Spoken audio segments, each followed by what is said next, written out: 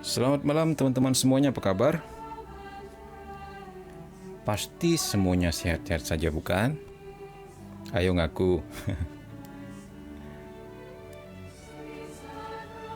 Min, judul bukunya apa? Itu yang di stiker itu. Yang stiker ini, itu judulnya. Diary of an American Exorcist. Diarinya daripada seorang eksorsis Amerika. Jadi penulisnya adalah Monsignor Stephen G. Rossetti. Jadi dia juga Monsignor atau uskup, tapi dia juga seorang eksorsis dan juga seorang psikolog. Dan dia menulis aktivitas dia bersama timnya dalam peperangan melawan setan di buku ini. Dan hari ini kita sudah sampai kepada halaman berapa ini? Sebentar, mimin cek. Halaman 156 gitulah ya, kira-kira. Ya. Salve semua, salve juga.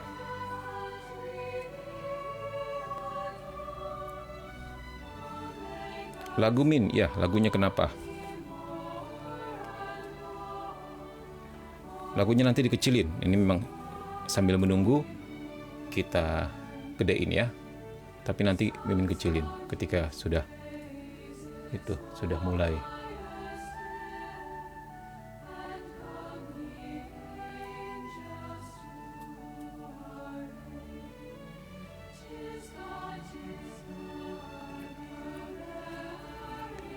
Judul lagu Min, judul lagu. Ini lagunya apa ya?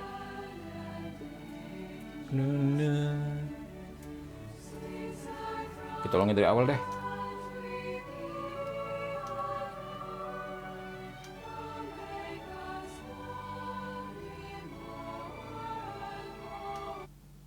Nah, dari awal aja ya.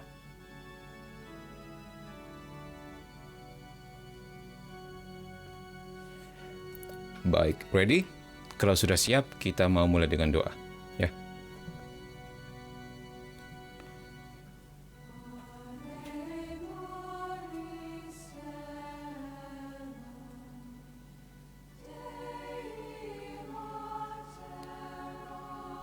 Oke, baik, kita mulai dengan doa ya. Dalam nama Bapa dan Putra dan Roh Kudus. Amin. Tuhan yang Maha Kuasa, yang membebaskan umat-Mu dari belenggu musuh, dan melalui putra-Mu telah mencampakkan setan seperti kilat. Bebaskanlah aku, putra-putrimu, dan juga seluruh keluargaku dari setiap pengaruh roh jahat, terutama roh kematian, roh penyakit, keputusasaan, kebingungan, perpecahan, kecemasan, keserakahan, dan ketidakadilan, ketakutan, kemarahan, kebencian, nafsu, kemalasan, dan kesombongan. Perintahkanlah agar setan pergi menjauh dariku, dari keluargaku, dan semua orang yang kucintai dengan kuasa Putra Tunggal-Mu. Selamatkanlah kami dari imajinasi setan dan kegelapan. Lindungilah kami selama live pada malam hari ini, kami yang hadir di sini, juga segala alat dan peralatan yang kami gunakan, segala koneksi, dan juga teman-teman yang Engkau undang untuk hadir dan mendengarkan live pada malam hari ini. Penuhilah kami semua dengan terang Roh Kudus, agar aku dan semua kerabat dilindungi dari semua jerat licik setan. Anugerahilah malaikat yang akan selalu berjalan di depan dan menuntun kami ke jalan kebenaran sepanjang hari hidup kami, untuk menghormati nama-Mu yang mulia, Bapa, Putra, dan Roh Kudus, sekarang dan selama-lamanya. Bunda Maria, doakanlah kami. Malaikat Agung Mikael, berperanglah ganti kami. Kemuliaan kepada Bapa dan Putra dan Roh Kudus, seperti pada permulaan, sekarang, selalu, dan sepanjang segala abad. Amin. Dalam nama Bapa dan Putra dan Roh Kudus. Amin. Baik. Oke, teman-teman semuanya. Salve ya. Untuk Chris College nanti chat Mimin aja di ini Instagram, nanti Mimin kirim lagunya ya. Instagram apa sih? Telegram ya. Nanti Mimin kirim lagunya. Kemarin kalau nggak salah sempat minta lagu ya. Baik, kita akan mulai. Welcome yang baru bergabung semuanya. Malam ini kita melanjutkan buku Diary of an American Exorcist by Monsignor Stephen J. Rossetti tentang demonologi atau ilmu tentang iblis dalam sudut pandang gereja Katolik. Nah, hari ini kita sampai kepada bagaimana, apakah sebelumnya apakah vokal sama musiknya sudah oke, sudah balance? Kalau sudah oke, kabar-kabari, kita langsung capcus, oke? By the way, dari mana-mana aja nih parokinya atau gerejanya ini? Ya, ntar ya, mimin itu dulu. Atur mic dulu. Begini saja deh. Ya, begini aja deh. Semoga tetap kedengaran.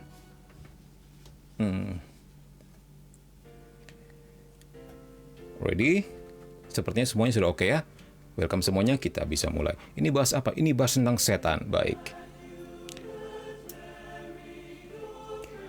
Satan's rage is spreading.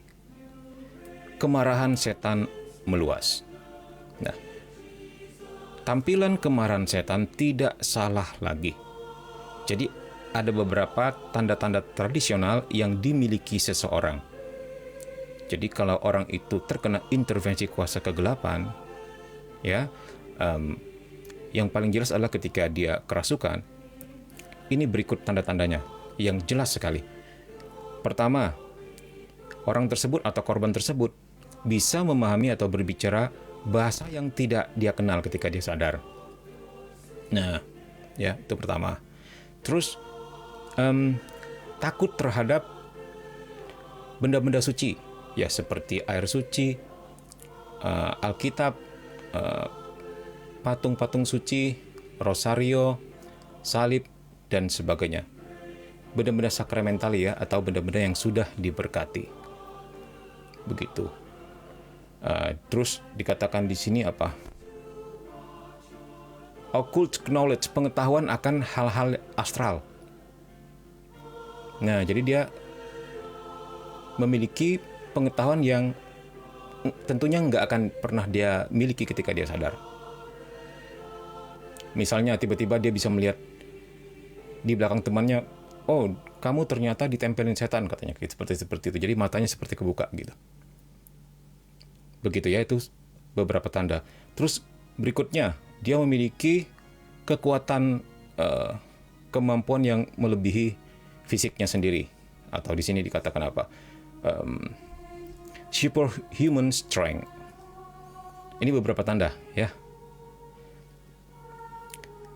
Nah, kemudian Monsignor mengatakan, saya akan menambahkan hal yang lain. Nah, kalau ini ciri-ciri umum ya, yang menjadi patokan para eksorsis.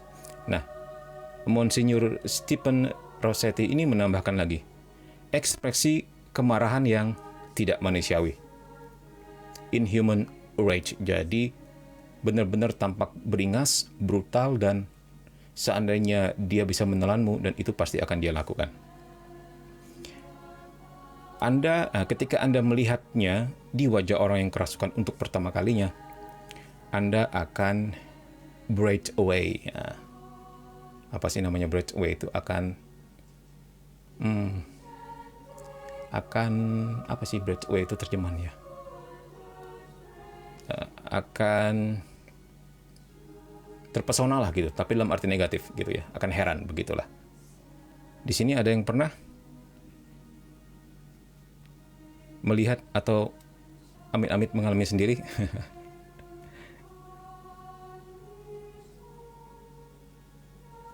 Kok nggak ada notifnya ya, Mimin? Nggak ada ya? Oh, soalnya mungkin karena Mimin nggak ini ya, nggak simpan di settingan. Biasanya kan kalau hari-hari yang sudah ditentukan, Mimin selalu setting ya mulai dari siangnya atau paginya. Ini karena Mimin langsung live kali ya, jadinya nggak ada notifnya keluar. Tapi nggak apa-apa, standby aja setiap malam Jumat dan Minggu malam ya, untuk jam 10 malam, seperti yang sudah kita tentukan. Kalau bisa jadi jam 10.15 atau 10.30. Nah, kalau emang nggak ada malam itu, hari berikutnya, begitu. Oke, baik. Kita lanjut ke paragraf berikutnya. Oh, di sini belum pernah melihat orang yang kerasukan. Mungkin temanmu atau amit-amit keluarga gitu. Lihat kepada mata mereka, ya. Terutama matanya. Itu sungguh-sungguh menampakkan kekejian, kemarahan yang luar biasa. Padahal setahu kamu, keluargamu orang yang lemah lembut. Nah, misalnya korban itu keluarga ya.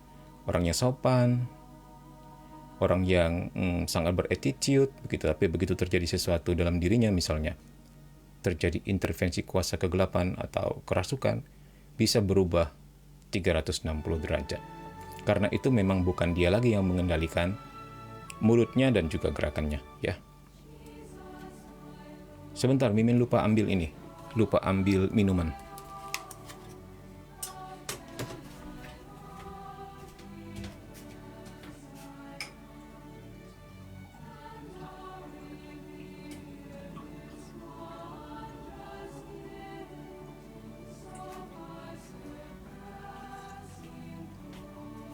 Ya.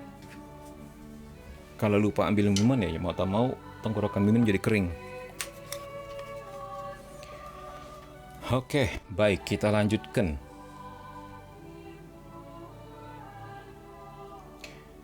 Today, nah ini ya. Hari ini saat saya melihat ke seluruh negeri ini maksudnya negeri Amerika.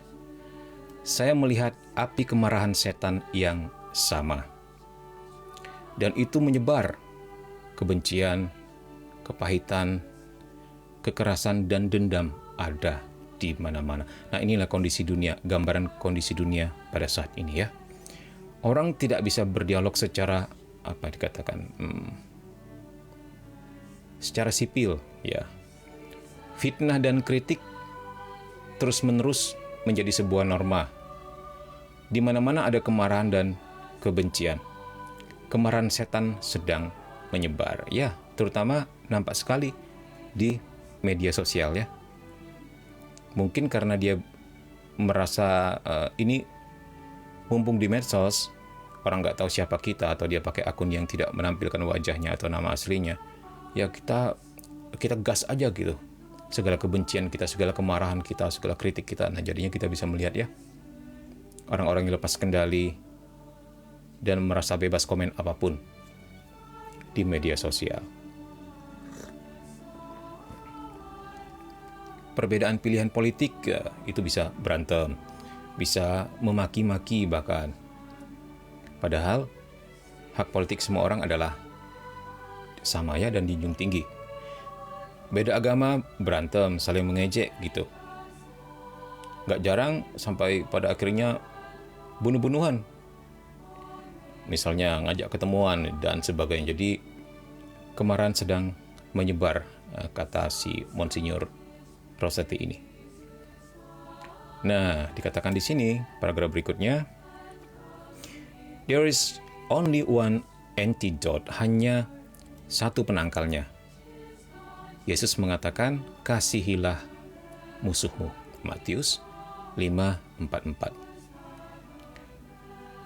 Nah, seorang pendeta yaitu Martin Luther King Jr. memberitahu kami, kebencian tidak dapat mengusir kebencian. Hanya cinta yang bisa melakukan itu. Hanya cinta, hanya Tuhan yang dapat mengusir setan dan kebenciannya.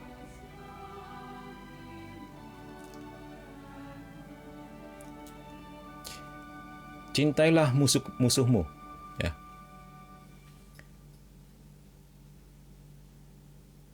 Cinta yang kaya, cinta yang miskin.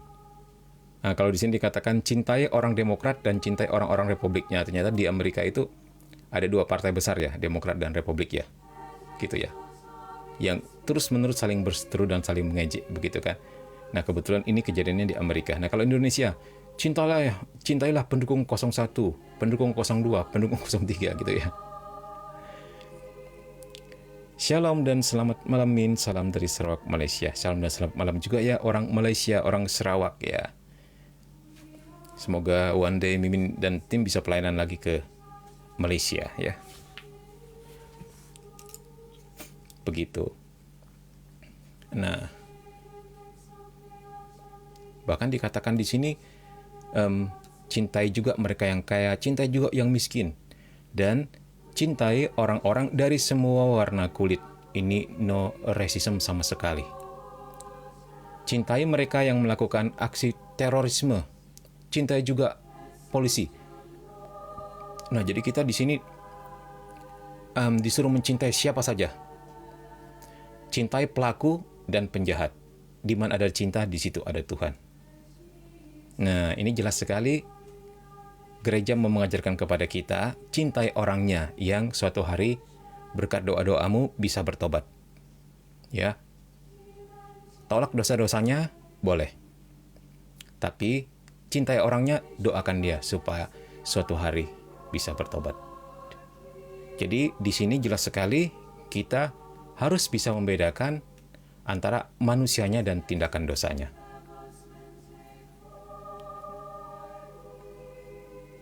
Oke, nah ini yang sedikit lebih ekstrim. Love Satan. Bagaimana dengan setan? Apakah kita juga harus mencintai setan? Oke, baik. Nah, didengarkan dengan hati-hati di sini ya. Jangan sampai salah tangkap. Baik. In the midst of an exorcism, I said to the demons. Nah, jadi di tengah sesi pengusiran setan maksudnya, saya berkata kepada setan tersebut, dalam nama Yesus Kristus, saya memerintahkan Anda untuk mengatakan yang sebenarnya. Apakah setan mencintaimu? Nah, gitu. Katakan yang sebenarnya. Jadi orang yang kerasukan ini, setannya ditanya. Setan yang ada di dalam si korban ini ya. Apakah setan mencintaimu? Nah, setan kan tentu mereka punya hierarki, jumlahnya juga banyak ya. Maksudnya apakah teman-teman setanmu mencintaimu, begitu maksudnya. Jawaban yang enggan datang dengan gigi terkatup. Dia menjawab, tidak. Nah, kemudian saya meresponnya, katakan yang sebenarnya, apakah Yesus mencintaimu? Sekali lagi datang jawaban yang enggan. Males gitulah jadi jawabnya. Iya, katanya. Kemudian saya membalas, kamu telah membuat pilihan yang buruk, bukan? Tiba-tiba sunyi. Dia enggak berani lagi jawab. Pilihan buruk dalam arti begini. Ini kembali flashback ke kisah bagaimana mereka terjatuh dan pada akhirnya malaikat-malaikat ini menjadi setan ya. Begitu, karena mereka memilih untuk melakukan itu.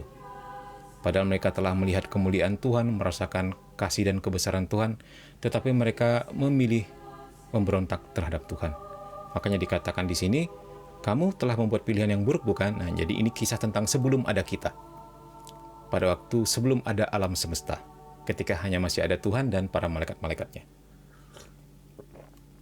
Nah, di sini dikatakan, part of an exorcism is forcing the demons to admit the truth.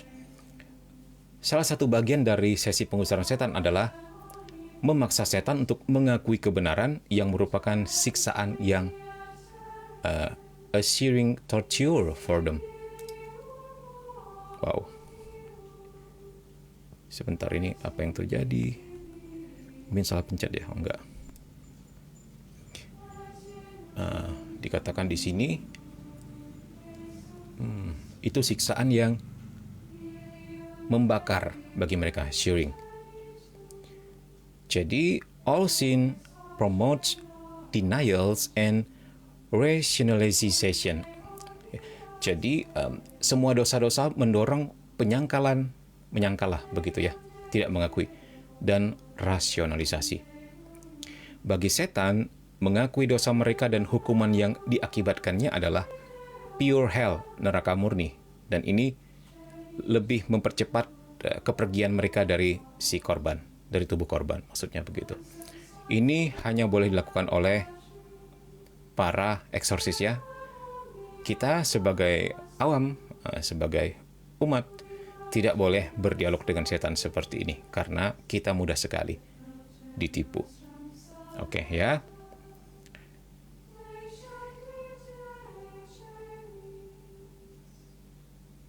Nah, barusan Min sudah katakan tadi ya, Chris kemudian menulis, kata Paulus menekankan kita nggak berdialog dengan iblis, terus Tuhan juga nggak berdialog dengan iblis. Selain Tuhan Yesus menjawab iblis dengan ayat. Iya, yang begitu. Nah, ini adalah part daripada exorcism. Tujuannya apa? Tujuannya untuk mempercepat iblis pergi. Dan dialognya harus dimulai dengan dalam nama Yesus. Jadi ditekan dalam nama Yesus. Memang ini tidak untuk ritual awam ya. Ini hanya boleh para pastor eksorsis. Dikatakan di sini apa?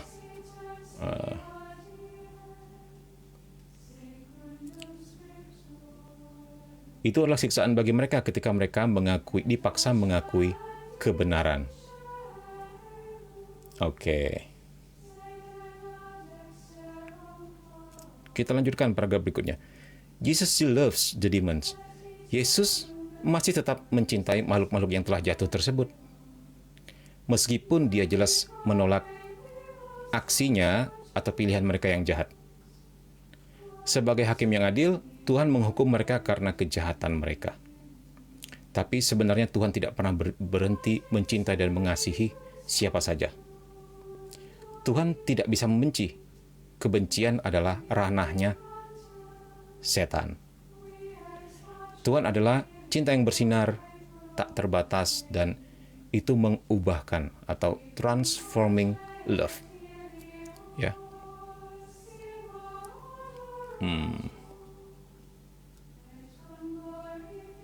We too. Kita juga harus mengasihi semua orang, termasuk dalam tanda petik musuh kita. Ya, kenapa dikasih tanda petik? Memang seharusnya orang Kristen tidak punya musuh, gitu ya. Jadi yang dimaksud di sini ialah orang yang kita anggap musuh kita. Faktanya orang Kristen tidak punya musuh, ya. Dan saya pun tidak membenci setan, kata Monsignor Rossetti ini. Jika saya melakukannya, saya tidak akan pernah bisa mengusir mereka, karena saya akan bersekutu dengan mereka. Kenapa?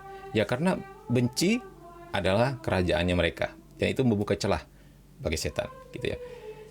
Saya minta maaf, bukan minta maaf sih, lebih ke I'm sorry for the horrible. Saya kasihan begitu. Nah, saya kasihan atas pilihan mengerikan mereka yang mereka bayar untuk selama-lamanya. Jadi lebih dalam arti kasihan sama mereka, bukan dalam arti mencintai, dalam arti kita mencintai sesama ya, tapi lebih dalam arti kasihan. Saya kasihan atas mereka, jadi bukan untuk ditakuti. Si setan itu patut dikasihani karena mereka telah melakukan pilihan yang buruk sekali dan tidak pernah bisa kembali. Dan mereka tahu hak akhir hidup mereka juga akan seperti apa. Itu konsekuensi dari keputusan pertama ketika mereka memilih untuk memberontak terhadap Tuhan ya. Kemarin pernah kita bahas ya. Kenapa ketika mereka jatuh tidak ada pengampunan bagi mereka? Sebab pilihan mereka dengan segala kehendak bebasnya yang sangat jelas itu, dengan pengetahuan mereka yang sempurna dan sudah mengerti apapun konsekuensi yang mereka ambil, tidak ada lagi kesempatan kedua bagi mereka. Dibanding manusia yang ketika masuk ke dalam tubuh ini, kita punya kesempatan untuk jatuh bangun, punya kesempatan untuk belajar, sehingga akhirnya kita mengerti yang mana yang baik dan yang mana yang buruk. Karena pengetahuan kita tidak sempurna, kita butuh sebuah pembelajaran dalam hidup ini untuk kemudian mengambil kesimpulan. Sementara mereka sudah dilahirkan, diciptakan dengan mata yang terang, bisa melihat begitu besarnya Tuhan, begitu indahnya Tuhan, bahkan tahu kalau mereka menjauh dari Tuhan apa akibatnya. Nah, pengetahuan ini juga menghakimi mereka.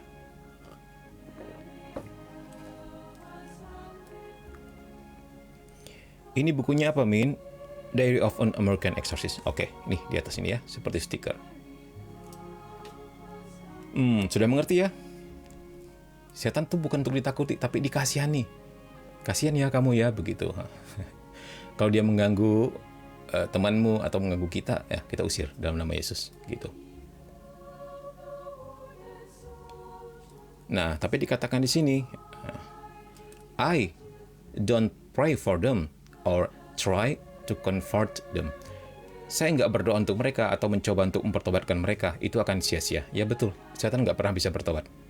Tapi saya mengasihani mereka, ya, dan mencintai mereka sebenarnya karena keindahan intrinsik yang pernah mereka miliki sebagai ciptaan Tuhan dan masih hadir dengan cara yang tersembunyi. Jadi sebenarnya mereka itu dalam kodratnya adalah makhluk yang sangat indah, karena kodratnya malaikat. Nah, begitu. But I say to you, tapi aku berkata kepadamu, kasihilah musuhmu, dan berdoalah bagi mereka yang menganiaya kamu, agar kamu dapat menjadi anak-anak Bapa surgawi.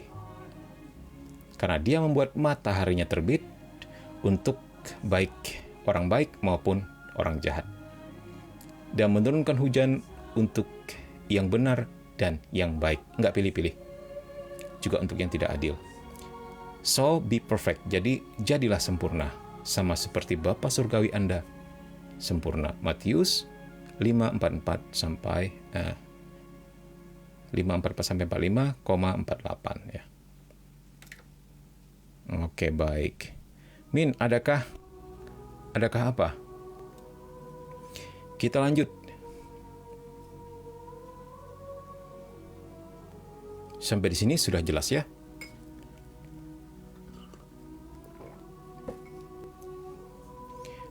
Jangan biarkan ada sedikit kebencian dalam hatimu, bahkan terhadap setan. Ya, kita memandang setan sebagai makhluk yang patut dikasihani. Oke, love is not a warm feeling. Artinya kasih itu bukanlah perasaan hangat, warm feeling ya, gitulah.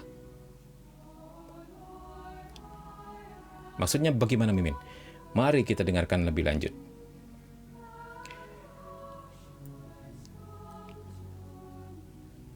Min, adakah bukan mudah memaafkan? Ya memang tidak mudah memaafkan ya. Tapi itu harus dilakukan. Dan setiap orang tentu punya proses dan waktunya masing-masing. Tapi sejauh kita mau mengampuni dan memaafkan, dan kita mau ya, tapi kita nggak mampu. Nah, katakan kepada Tuhan, Tuhan, saya sungguh mau mengampuni sesuai dengan kehendak-Mu sendiri terhadap musuh-musuhku. Beri saya kemampuan agar saya sanggup, atau sanggupkan saya. Nah, nanti langkah berikutnya Tuhan yang akan turut campur tangan dengan rahmat-Nya untuk membantu kita. Tetapi bahwa kemauan kita telah membuat kita melangkah satu langkah ke depan. Langkah-langkah berikutnya Tuhan akan bantu. Jadi, nah begitulah ya caranya. Selalu ada jalan bagi Tuhan, entah bagaimana caranya untuk mendatangkan kebaikan bagi kita lewat pelbagai peristiwa-peristiwa yang mungkin pada saat itu juga kita anggap sebuah kecelakaan atau sebuah musibah ya. Tetapi Dia selalu bisa mengubah air mata menjadi permata.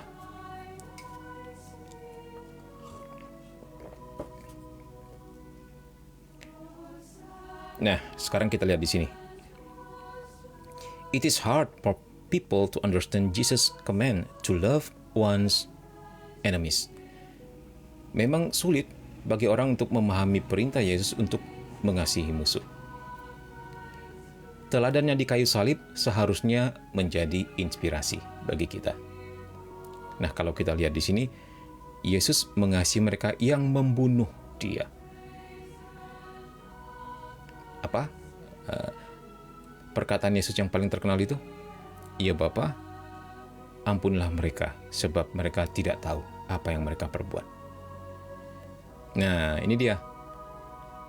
Kalau dia tidak tahu apa yang dia lakukan adalah telah membunuh Sang Putra Allah itu sendiri, dia masih bisa diselamatkan, si manusia-manusia ini. Ya, karena ketidaktahuannya. Ingat, di depan Mimin pernah bilang tadi, kita juga dihakimi oleh pengetahuan kita. Ya. Dia tidak tahu, dia pikir dia sedang membela agama. Dia tidak tahu bahwa itu sebuah dosa, dan dia melakukannya karena cintanya pada agama. Atau dia pikir dia sedang membela Allah. Nah, orang seperti ini, jika dia bertobat, masih bisa diselamatkan. Nah, tetapi kenapa malaikat tidak bisa diselamatkan? Karena mereka pengetahuannya sempurna. Dia sudah tahu, kalau dia memberontak terhadap Tuhan, dia akan terhilang selamanya. Dan tetap mereka lakukan.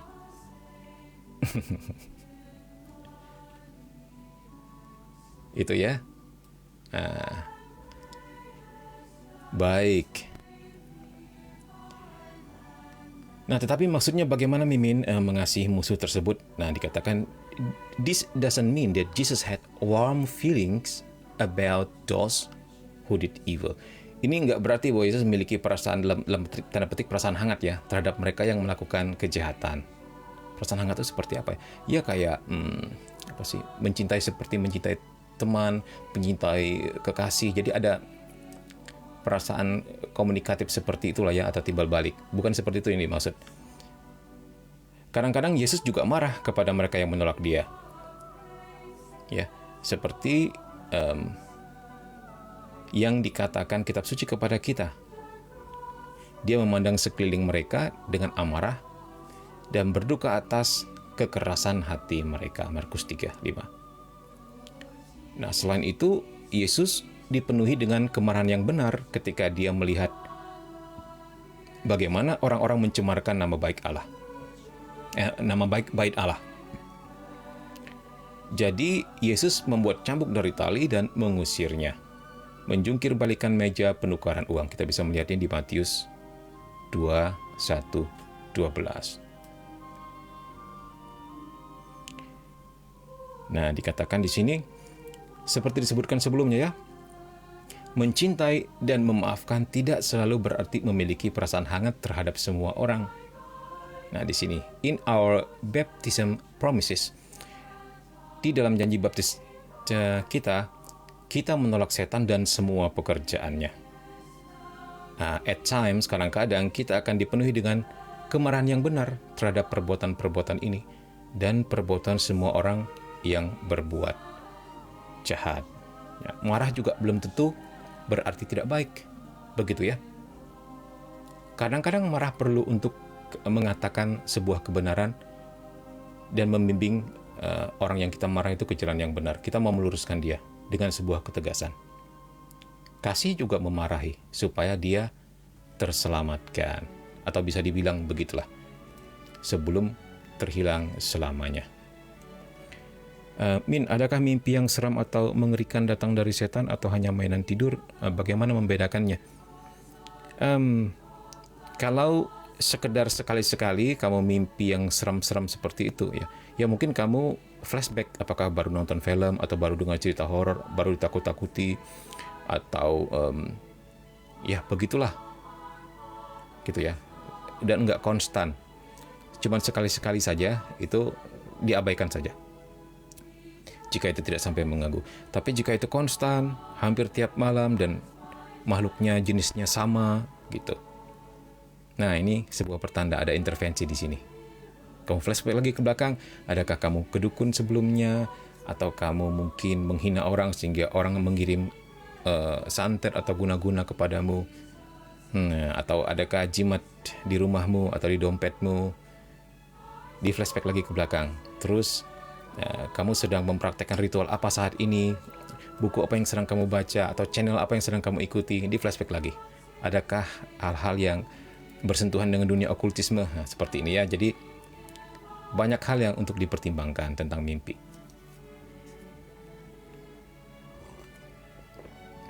Lalu berdoalah setiap sebelum tidur ya. Min, jimat dan lain-lain bisa jadi medium jahat ya, Min? Bisa banget teman-teman.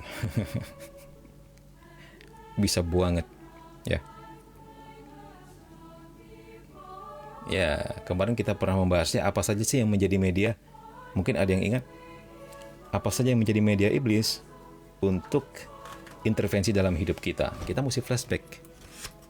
Nah, masih ingat? Terima kasih Min atas pencerahannya.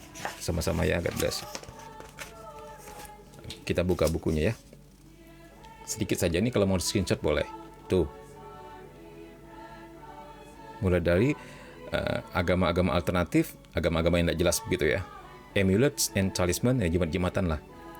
Animal magnetism or mesmerism, nah, magnet-magnetan yang ya tentu pakai sihir-sihiran. Terus animisme dan paganisme, astral projection, nah ini merogoh sukma atau tubuh jiwa keluar dari badan. Astrologi, hati-hati, ilmu bukan astrologi dalam arti ilmu yang gimana ya, tapi ilmu bintang-bintang atau ramalan gitu. Automatic handwriting or spirit writing, ini mengundang roh untuk menulis, begitulah, untuk menulis sesuatu pakai tangan kita, termasuk jalengkung lah, termasuk papan wiji ya, dan sebagainya, termasuk kristal kabala dan sebagainya. Ini masih banyak nih, bisa di screenshot ya. Ini bisa menjadi media bagi si iblis atau setan untuk intervensi dalam hidupmu. Ya, ini banyak banget kalau mau dilihat. Ya, masih ada lagi di sebaliknya. Ini pernah Mimin posting di VT Mimin. Itu boleh dicek lagi.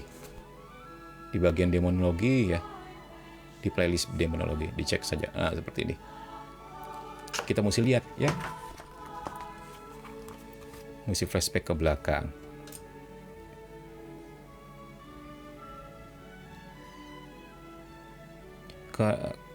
Apa itu? Kemaku ingatnya kebencian, ini maksudnya gimana? Kemaku. Karena aku ingatnya kebencian. Oh ya.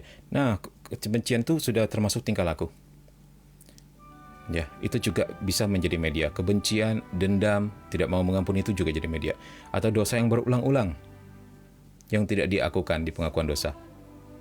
Dosa yang berulang-ulang ya, akhirnya menjadi sebuah cacat celah. Nah, kalau kebaikan yang berulang-ulang yang kita lakukan itu menjadi sebuah kebajikan. Ya, kalau kebaikan yang berulang-ulang dilakukan, misalnya kebiasaan menolong orang, itu akhirnya menjadi kebajikan. Demikian pula hal sebaliknya tentang dosa. Jika dosa itu berulang-ulang, akhirnya menjadi cacat celah, dan itu memberi kesempatan bagi si jahat untuk intervensi dalam hidup kita. Jadi bukan hanya kebencian, dendam, tapi juga dosa. Selain barang-barang yang telah disebut tadi ya, ritual-ritual aneh, gitu, dan sebagainya dan sebagainya. Oke, kita lanjutkan. Ini ya, di sini ya. As noted previously, loving and forgiving do not necessarily mean having warm feelings toward everyone. Seperti disebutkan sebelumnya, mencintai dan memaafkan tidak selalu berarti memiliki perasaan hangat terhadap semua orang. Oh, yang tadi ini sudah ya. Di janji baptis masih ingat kita menolak setan ya. Saya menolak setan, begitu kan? Oke. Di sini. But cursing others, tetapi mengutuk orang lain, memendam kebencian, mengharapkan sesuatu yang jahat terjadi atas hidup orang lain, semua ini berasal dari iblis. Dan jika kita terlibat dalam hal ini, sebenarnya kita sedang mempromosikan agenda setan, ya, rencana-rencana setan, bukan agenda Tuhan. Kita semua tahu, ya, Tuhan adalah cinta dan kasih sayang yang tak terbatas. Apakah mencintai musuh kita termasuk setan itu akan membuka diri kita untuk membiarkan kejahatan masuk ke dalam hidup kita? Sama sekali enggak. Bukan mengasihi dengan cara demikian. Mengasihi lebih dalam arti kasihan, gitu. Dan kita tidak mau ada rasa benci di dalam hati kita. Ya, mengertilah apa yang dimaksud Mimin ya. Bukan dengan aku mencintai setan, aku mau peluk dia, aku mau berada di dekatnya selalu, aku mau simpan jimat, mau ikut okultis, bukan dalam artian begitu ya. Lebih dalam arti kita nggak boleh benci pada siapapun termasuk setan. Dan cara memandangnya, kita memandang mereka dengan kasihan. Karena nggak bisa diapa-apain lagi mereka, nggak bisa didoakan untuk bertobat juga.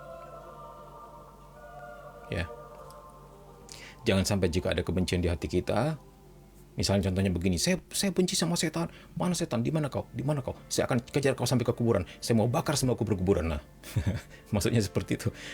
Apa yang kemudian terjadi? Kamu memberi sebuah ruang di hatimu untuk benci, dan mereka bisa bertahta di situ. Padahal dipikirnya mulia gitu kan, benci setan mulia sekali. Seperti lagu anak-anak ya. Aku cinta Tuhan, aku benci setan. Tapi maksudnya baik, untuk lagu anak-anak kita mengerti lah ya. Tapi ketika kamu sudah dewasa, tahulah apa yang dimaksud.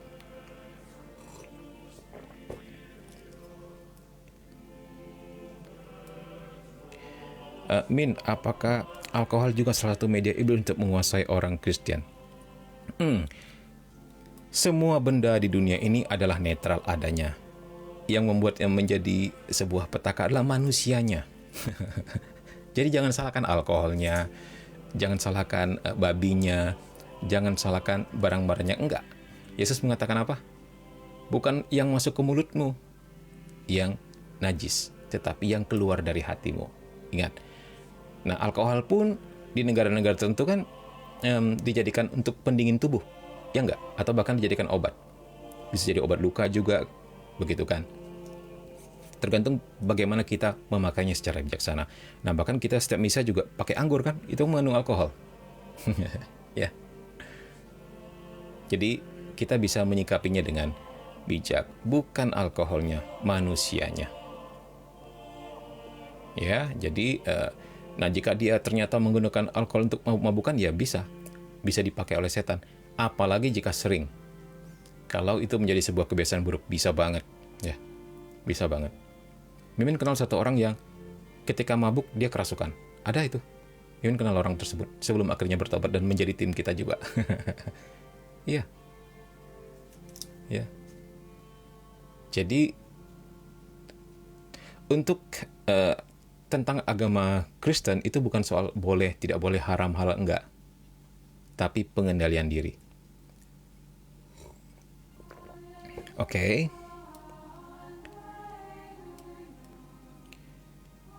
Min, Raja Salma punya media begituan nggak, Min? Maksudnya media apa? Maksudnya jimat? Nggak ada.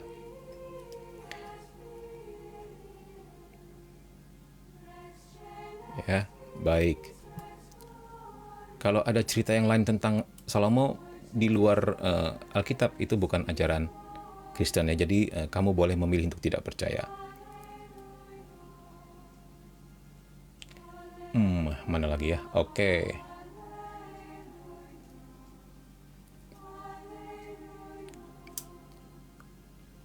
Some time ago, beberapa waktu lalu, saya melepaskan, I let go of my anger toward the demon. Saya melepaskan sikap hati yang marah saya terhadap setan.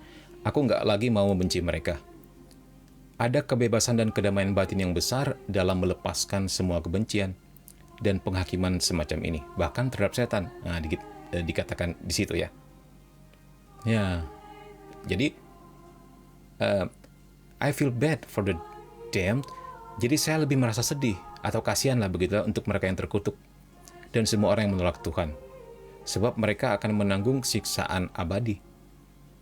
Bukan karena kehendak Tuhan, tetapi karena pilihan berdosa mereka sendiri. Karena Allah sebenarnya menghendaki semua orang diselamatkan dan memperoleh pengetahuan akan kebenaran. 1 Timotius 2:4. Nah, jadi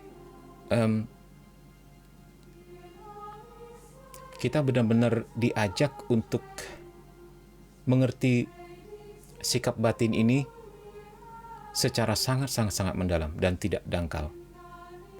Ya, kita bisa membedakan bagaimana kita mencintai orangnya tetapi menolak dosa-dosanya.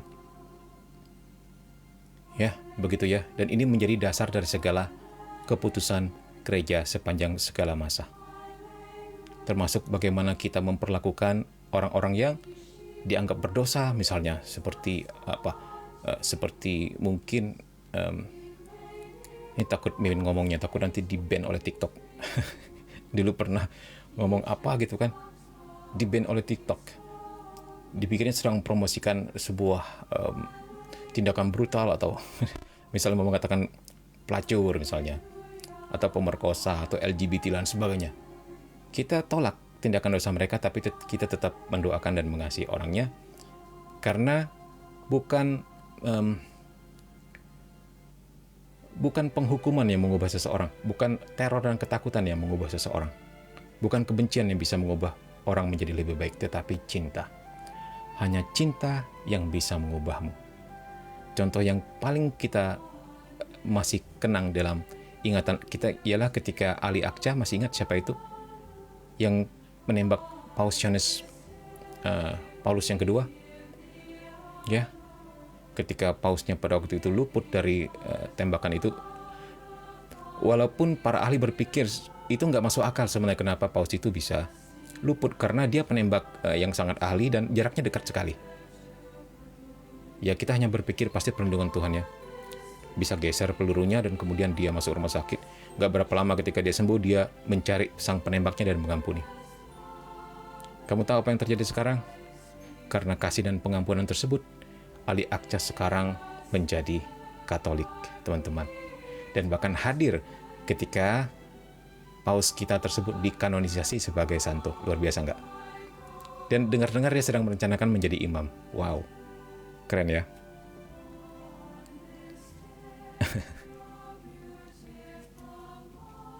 Begitulah ya, kasih itu mengubuhkan. Bukan justru mengucilkan orang berdosa, menjauhi dia, membenci dia, dengan berharap dia berubah sendiri. Bukan begitu cara kerja rahmat Tuhan. Jadi kamu jangan heran ketika baru-baru ini yang sempat menjadi ramai bahkan dipelintir orang. Ketika Paulus mengatakan dalam dokumen atau deklarasi fiducia supplicans ya, tentang bahwa semua orang yang datang minta berkat harus diberkati. Bahkan termasuk mereka yang pasangan LGBT. Sejauh mereka datang minta bantuan rahmat, datang sebagai orang berdosa, sebagai orang yang memperbaiki diri, nggak apa-apa. Berkat itu harus untuk semua orang. Ya, masa yang semua orang, bahkan kita juga, ketika datang ke gereja juga bukan orang suci, tapi juga diberkati Tuhan. Bukan berarti Tuhan memberkati dosa. Berkat itu harus dipandang sebagai bantuan rahmat untuk mereka yang mau memperbaiki hidupnya. Dan itu menjadi ramai ya, dipelintir oleh media ya. Dikatakan, oh Katolik mulai mereka nggak bisa bedakan antara berkat biasa dengan sakramen. Ya, mungkin percaya kalian sudah mengerti maksudnya seperti apa. Karena kita sudah selama ini bersama ya. Apa bedanya mencintai manusianya dan menolak perbuatannya? Apa bedanya antara berkat dengan sakramen? Pasti sudah semakin kuat kalian mengerti. Sehingga tidak mudah lagi diombang-ambingkan oleh aneka dan rupa-rupa pengajaran atau penafsiran di luaran gereja.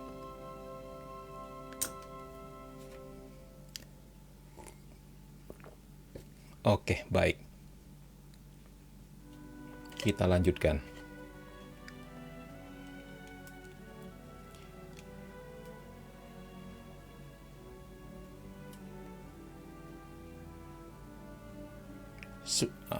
Ya, ini dia.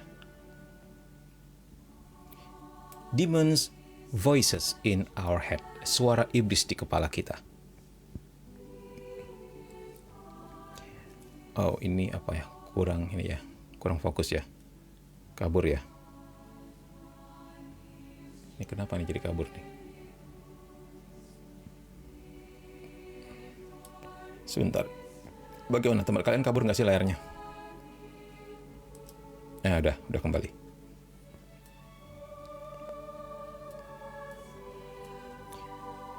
Recently, I have been struck by Satan's exploiting our psychological weaknesses, particularly in demonic obsessions. Baru-baru ini saya dikejutkan oleh setan yang mengeksploitasi kelemahan psikologi kita, khususnya dalam hal obsesi. Nah, ini kerasukan tipe obsesi ya. Dulu kita sudah pernah membahasnya. Dia adalah ahli dalam merasakan ketakutan kita. Maksudnya setan ini. Setan ini tahu kamu sedang ketakutan, sedang berani, atau sedang berada di titik terendah hidupmu. Dia tahu loh. Terus keinginan kita untuk mengendalikan atau apa dikatakan di sini? Ya, keinginan kita untuk mengendalikan sesuatu loh, atau dominan begitu ya. Terus retaknya harga diri kita dan keinginan sia-sia kita untuk dihargai oleh orang lain. Nah, setan tahu hal seperti ini. Kemudian ketika emosi yang cacat ini muncul, iblis mengeksploitasinya dan membesar-besarkannya. Dia nambah-nambahin.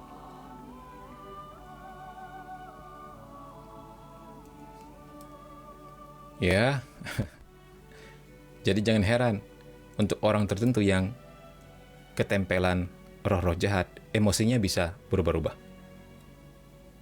Bisa tiba-tiba marah tanpa terkendali, bahkan untuk hal sepele. Mudah beringas, mudah ngamuk, mudah marah. Nah, ini salah satu karakter juga daripada orang yang ketempelan roh jahat. Dia ngikutin kemarahan yang ada di dalam diri si makhluk tersebut. Ya, mungkin bagi kalian nggak pernah berhadapan dengan dunia ini, mungkin seperti, wow ya, maksudnya ini benarkah gitu. Apakah semua kemarahan, apakah semua kebrutalan atau keperingasan itu disebabkan oleh ketempelan begitu? Nah, sepertinya sebuah cerita lucu gitu ya, kalau untuk mereka yang nggak pernah mengalaminya. Ya begitulah keadaannya. Kita memang harus bisa membedakan yang mana memang psikologis atau mental problem dari orang yang bersangkutan, atau memang ada intervensi kuasa kegelapan. Nah, bagi kita yang telah terbiasa dalam dunia deliverance dan exorcism, itu bisa membedakannya. Ya, walaupun gejalanya mirip, tetapi kita pada akhirnya tetap bisa membedakannya. Itu sebuah karunia Tuhan. Nah, obsesi setan sering dikenali dengan kekuatannya yang super atau nggak biasa, dan kekuatannya yang melemahkan. Ya. Apa yang biasanya menjadi ketakutan khas manusia menjadi kepanikan liar dan tidak terkendali. Jadi dibesar-besarin oleh dia. Mungkin kita takutnya biasa-biasa aja, tapi bisa ditambah-tambahin sehingga menjadi panik dan nggak terkendali. Apa yang biasanya merupakan perasaan rendah diri khas manusia menjadi suara melengking, mencela diri sendiri dan mengutuk di kepala seseorang. Jadi ditambah-tambahin seperti di amplifier oleh dia, amplifying oleh si setan. Nah, dikatakan di sini, what often, apa yang sering membedakan obsesi setan dari kelemahan psikologis yang lebih normal adalah kekuatannya dan serangannya yang tiba-tiba. Ini mirip dengan badai kekuatan yang tiba-tiba muncul di otak. Nah, ini dia.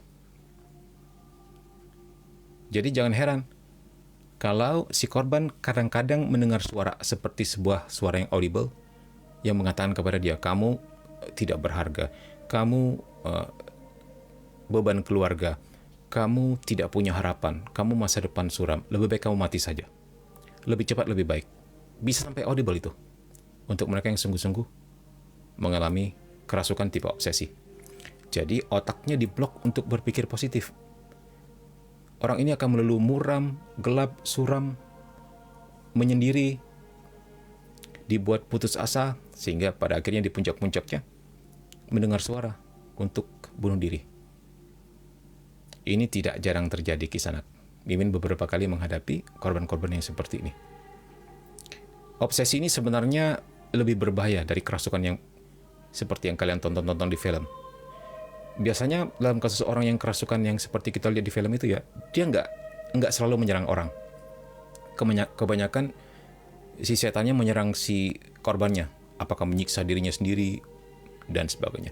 Nah, kalau tipe obsesi ini, dia bisa membisikkan sesuatu untuk membunuh orang lain.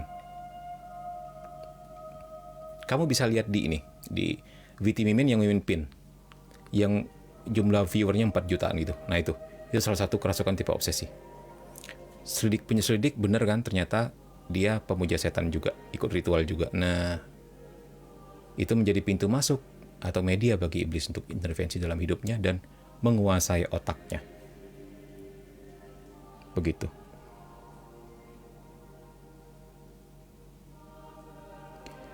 Solusinya, Min, maksudnya bagaimana? Solusi untuk mengalami kerasukan tipe obsesi ya. Ada Mimin buatkan VT-nya, di pin juga, cara mengatasi kuasa kegelapan ya. Nah, seringkali setan tipe obsesi ini, dia seringkali rontok di dalam sakramen tobat ketika kita mengaku dosa. Kebanyakan setan-setan tipe obsesi ini rontok. Jadi pengakuan dosa dulu, setelah itu doa pelepasan. Tapi seandainya itu tidak bisa cepat dilakukan, P3K-nya, maksudnya pertolongan pertama pada korban kerasukan, banyak berdoa, banyak baca kitab suci, jadi otaknya diarahkan untuk sesuatu yang suci. Berpikir suci, dan sebagainya. Sehingga itu bisa merontokkan kerasukan tipe obsesi atau setan yang nempel di kepalanya ya. Itu dia. Nanti dicek lagi di VT Mimin yang lebih lengkapnya di situ ya. Oke, baik. Emang bagaimana? Ada yang sering merasakan seperti itu? Diarahkan untuk melakukan kejahatan tertentu? Nah, ini dikatakan sini, if the person is already possessed, kalau orang tersebut sudah dirasuki tipe obsesi tadi ya, kelemahan manusia ini dapat memberi makan setan, feed the demons, dan membuatnya lebih sulit untuk diusir. Itulah sebabnya kami seringkali melengkapi solusi spiritual kami dengan perjalanan ke psikoterapis Kristen atau sesi dengan praktisi solusi penyembuhan Kristen lainnya. Jadi dipaduin antara ilmu psikologi dengan demonologi. Begitu, karena kita ingin melihat secara menyeluruh keadaan orang tersebut secara jiwa dan tubuhnya. Nah, dikatakan di sini, as the possessed person finds deep inner healing from such psychological wound, saat orang yang kerasukan menemukan penyembuhan batin yang mendalam dari luka psikologi seperti itu, setan perlahan-lahan kehilangan cengkeramannya pada orang tersebut. Nah, jadi ini penting ya, ilmu psikologi ya. Nah, ini memang kenapa lebih sulit dilepaskan, karena dia nempel di luka batin. Begitu loh, di masalah psikologi orang tersebut. Dia nempel di situ, mencengkeram secara kuat.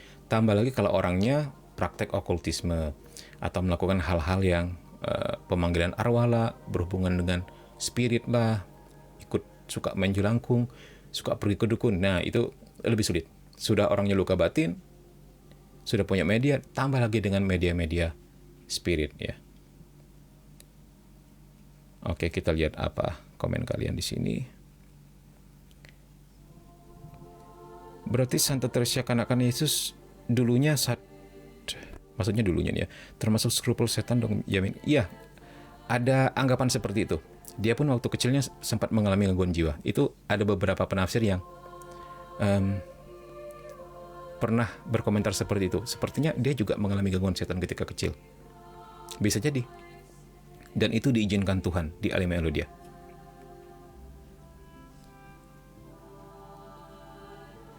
Min, benar nggak sih pemberontakan Lucifer itu adalah pemberontakan part 2? Part 1-nya adalah setan. Maksudnya bagaimana? Pakai part-part gitu. Oh, di sini kamu membedakan antara Lucifer sama setannya. Enggak. Lucifer itu pimpinannya, yang lainnya ngikut dia, begitu loh. Kalau kita lihat di Wahyu, 1/3 malaikat di langit jatuh ke bumi. 1/3 loh yang ikut dia, gitu loh. Anggaplah Lucifer itu pimpinannya, setan itu adalah anak buahnya, gitu ya. Jadi nggak pakai part-partan gitu ya. P3K Min, ya.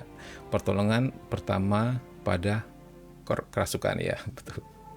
Makasih Min pencerahannya sama-sama ya, God bless.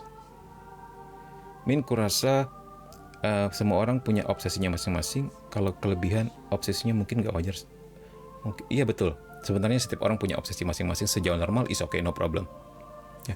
Misalnya terobsesi akan kesuksesan, nggak apa-apa. Sejauh itu normal. Jadi itu sesuatu yang ideal untuk kita kejar. Itu oke ya, bagus. Nah, tetapi bisa menjadi berlebihan sampai kamu tidak memperhatikan kesehatan, lupa makan, mengorbankan teman-teman yang lain. Nah, itu mesti dilihat lagi. Obsesi seperti apa? Apakah obsesi yang normal yang sedang mengendalikanmu atau ada sesuatu yang nempel? Nah, begitu ya cara membedakannya. Tetapi sejauh tetap ada pertimbangan moral di dalam dirimu, berarti Roh Kudusnya masih jalan.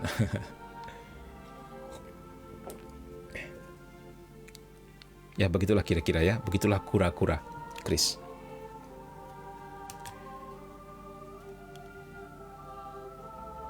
Satan Min, bukan setan keras, tahuku beda entitas. Sebelum pemberontakan Lucifer, setan lebih. Iya, seringkali Satan dengan S besar itu bahkan kalau di beberapa buku ini langsung dikaitkan sama Lucifer. Si Satan itu yang bersangkutan ya. Langsung dikaitkan oleh seperti Father Gabriel Amort, dia bilang Satan itu Lucifer. Jadi ada beberapa penafsir seperti itu. Di buku ini juga sepertinya seperti itu. Satan dengan huruf besar, Satan gitu ya, bukan setan-setan kecil gitu ya.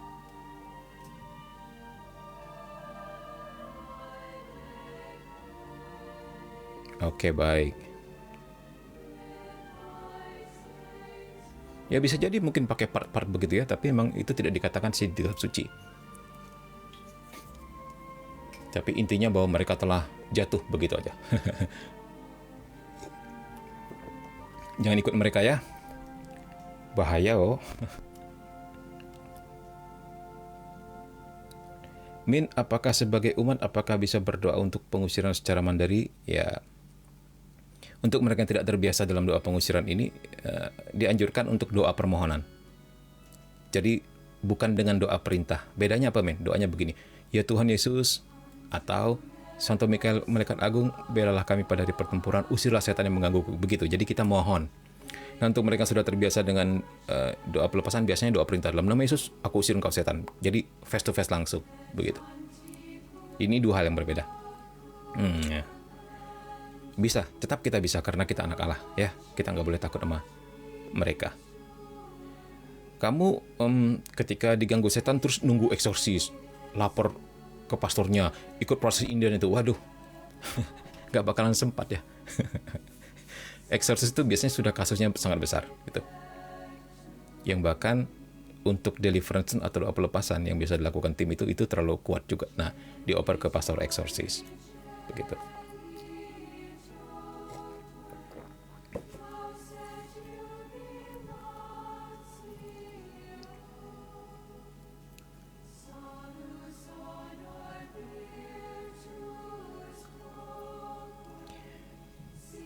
Iblis dengan entitas alien itu nyata nggak sih, Min? Misalnya artefak begitu. Sebenarnya memang mereka punya nama masing-masing ya, sebagaimana malaikat juga punya nama masing-masing. Dan mereka bisa membentuk diri seturut apa yang menurut kamu paling menakutkan. Begitu. Jadi jangan terperdaya dengan bentuk mereka, dengan nama mereka. Intinya mereka jahat.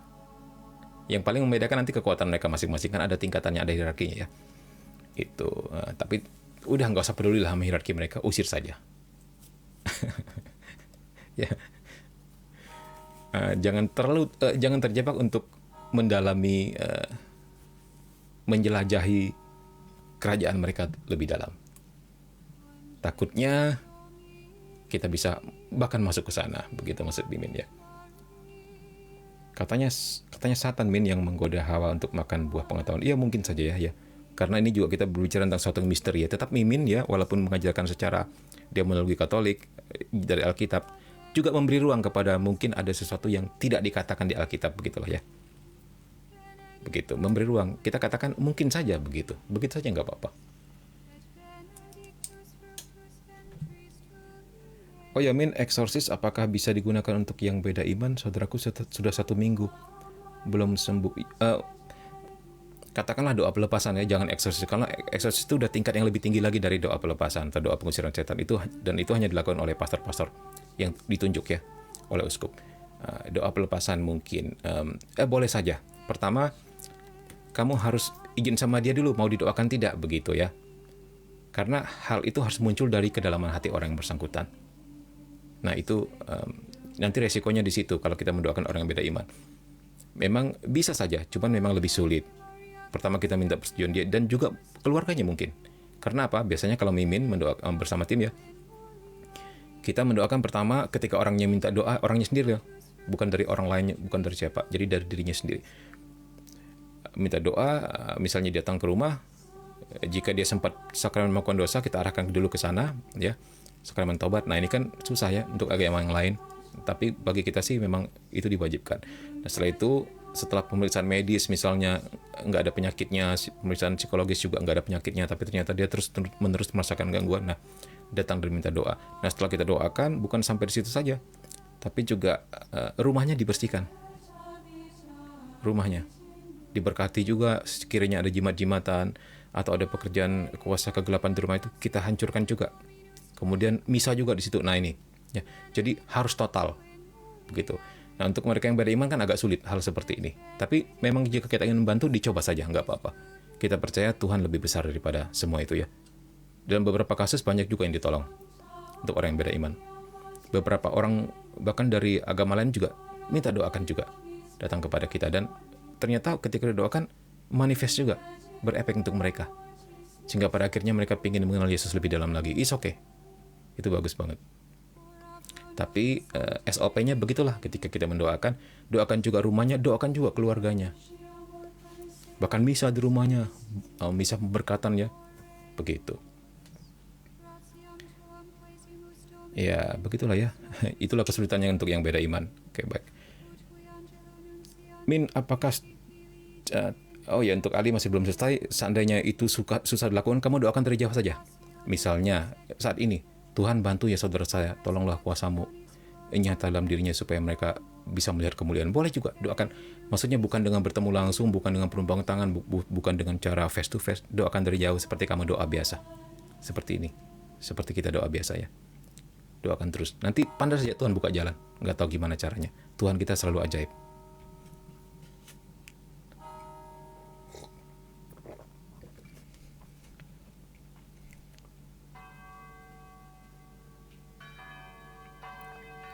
Min, apakah setiap orang gereja Katolik memiliki tim doa pelepasan? Biasanya secara alami ada muncul biasanya. Contohnya, Mimin bersama tim tidak pernah bermaksud untuk menjadi sebuah komunitas doa yang pada akhirnya juga ngusirin setan. Biasanya ini kan pelayanan keluarga doang. Ada orang datang minta doa, mungkin masalah sebelumnya bukan masalah setan, masalah apa kek. Minta doa pokoknya, entah masalah anaknya atau masalah keluarganya atau masalah apa minta doa. Lama-lama dari mulut ke mulut mungkin gitu kan, ada yang kerasukan juga minta doa. Nah, pada akhirnya terkenal tim pelayanan kerasukan itu secara alami terjadi. Ketika akhirnya sampai sampai ke telinga pastor paroki dan sebagainya, nah kemudian kita diizinkan melanjutkan, sampai ke uskup juga diizinkan melanjutkan, ya sudah. Ya begitulah secara alami. Kita juga nggak mau besar-besar, nggak mau seperti komunitas tertentu yang mendirikan ini dan mendirikan itu pakai selamatan, mengundang orang sana sini. Enggak. Kita tetap sebagai pelayanan keluarga saja. Kalau orang datang minta doa, kita doakan. Terus kalau orang ngundang untuk pelayanan ke pedalaman, kita suruh mengetahui pasar paroki setempat. Tembusan suratnya ke uskup juga, begitulah. Seperti yang akan kita lakukan nanti ya. Kita akan pelayanan tanggal 23, 24, 25 ini. Jadi itu hari Jumat Sabtu Minggu. Minggu malamnya mungkin kita pindahkan ke Senin karena mungkin ini masih di pedalamannya. Ya, terus bagaimana? Biasanya coba kamu cari di parokimu, ada nggak sih tim doa pelepasan, misalnya kamu sedang butuh ya. Tanya-tanya saja. Biasanya orang karismatik atau orang-orang KTM, Komunitas Tritunggal Maha Kudus. Atau mungkin ada juga beberapa yang dikaruniai ya. Ingat, jangan sampai kamu pergi ke dukun ya. Masalahmu nggak akan selesai di sana, malah semakin bertambah. Percayalah kepada Mimin.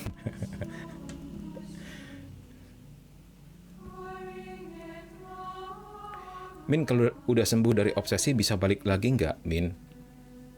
Kayak cacar air, kalau udah sembuh cacar air nggak bakal sama lagi. Beda kasus lagi. Ya, yang penting kitanya tetap mempertahankan hidup doa ya. Tetap, seperti dikatakan kitab suci apa?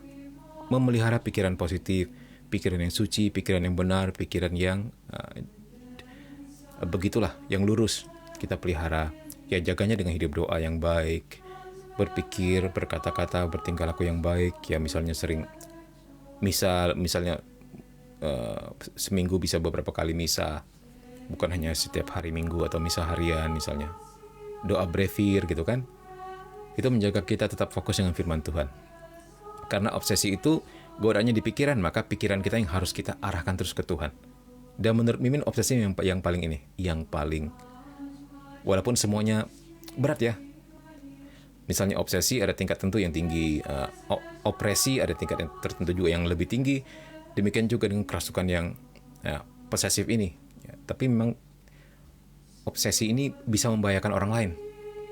Kalau yang tipe opresif kan dia serangan fisik. Itu setan nyerang fisik kita sampai kita sakit. Itu diri kita sendiri. Kalau tipe yang posesif itu lebih ke membuat orangnya kerasukannya seperti menyiksa dirinya sendiri juga. Terus yang paling ngeri ya levitasi palingan, tapi nggak sampai bunuh orang. Nah, kalau yang tipe obsesi ini yang biasanya ngeri-ngeri sedap. Bisa diarahkan untuk bunuh diri sampai mendengar suara atau bahkan bunuh keluarganya. Itu memang ngeri-ngeri sedap yang tipe obsesi. Dia nggak ketahuan, kadang-kadang gejalanya nggak ketahuan. Nggak seperti orang yang kerasukan yang muncul di depan matamu yang teriak tiba-tiba manifest. Itu kan orang yang kerasukan, tipe posesif. Dia mungkin kamu nggak melihat bahwa ini orangnya sebenarnya kerasukan, tapi pikirannya dikuasai oleh kejahatan. Nah, ketika pikiran dikuasai kejahatan, kita kan nggak pernah tahu hati manusia, pikiran manusia. Tiba-tiba dia bisa menyerang orang dan sebagainya. Baik. Oh gitu ya, Min. Masalahnya dia kerasukan karena dikirim dari orang jahat, dan itu bukan 1-2 setan, tapi lebih dari 10. Ya, kasihan ya. Doakan dari jauh saja deh. Mimin juga prihatin terhadap keadaan temanmu atau saudaramu ya. Padahal dalam nama Yesus selalu bisa dibereskan gitu. Jadi kadang-kadang Mimin miris juga melihat orang usir setan di luar Yesus ya. Akhirnya ngikut sama setannya. Setannya bilang, kamu mesti ini ya, kasih aku kopi, kasih aku bunga, kasih aku. Diikutin oleh mereka supaya setannya keluar. Nggak pernah keluar juga itu, nggak akan berhasil. Dia keluar, nanti setan yang lain masuk karena melayani setan. Setan punya tempat. Setan merasa kamu budaknya, dikerjain. Entar kapan dia muncul lagi? Mungkin pakai setan yang lain ya. Nggak akan pernah selesai di luar Yesus, kisah anak, percayalah kata Mimin. Itu kasihan sebenarnya. Min, kenapa dalam berhadapan dengan demon berawal dari pengakuan dosa? Memang harus seperti itu, karena intinya setan bisa masuk ke dalam diri kita karena ada dosa. Nah ini ya, ini mesti dibereskan dulu. Apa itu dosanya? Termasuk misalnya praktek okultis, itu kan menduakan Tuhan. Itu dosa. Apa misalnya, apalagi ya?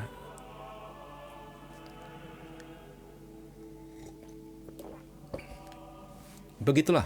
Belum lagi dosa dengan tingkah laku seperti aborsi atau membunuh itu ya.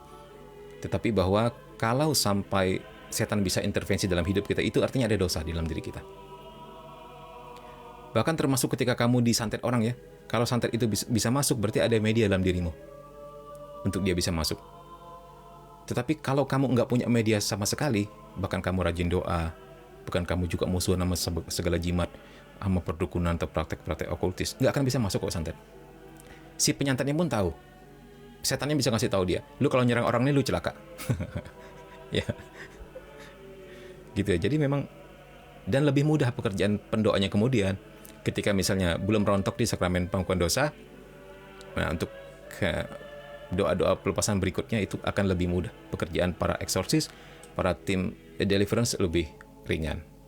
Itu bahkan dikatakan oleh Father Vince Lampert ya, ketika ditanya oleh seorang interview, mana yang lebih powerful, sakramen pengakuan dosa atau eksorsisme? Tahu nggak romonya jawab apa? Sakramen pengakuan dosa. Karena apapun yang kita lakukan dalam proses menjadi hidup suci, termasuk mengusir setan, itu mengarahkan orang semua kepada sakramen. Sementara ketika kamu mendapatkan sakramen taubat, kamu langsung berhadapan sama Tuhan, face to face. Ya, jadi dia bilang itu sarana yang sangat powerful. Nah, makanya itu powerful banget sakramen pengakuan dosa.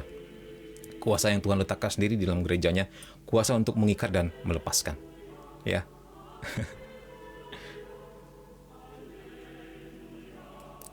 Miminnya orang mana? Miminnya orang penduduk bumi ya, tinggalnya di Kalimantan Barat.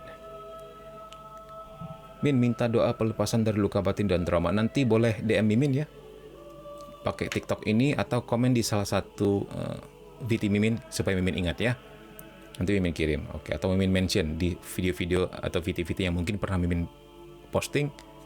Nanti Mimin arahkan ke situ ya. Ya benar, melakukan dosa lah, eksorsis juga benar sekali.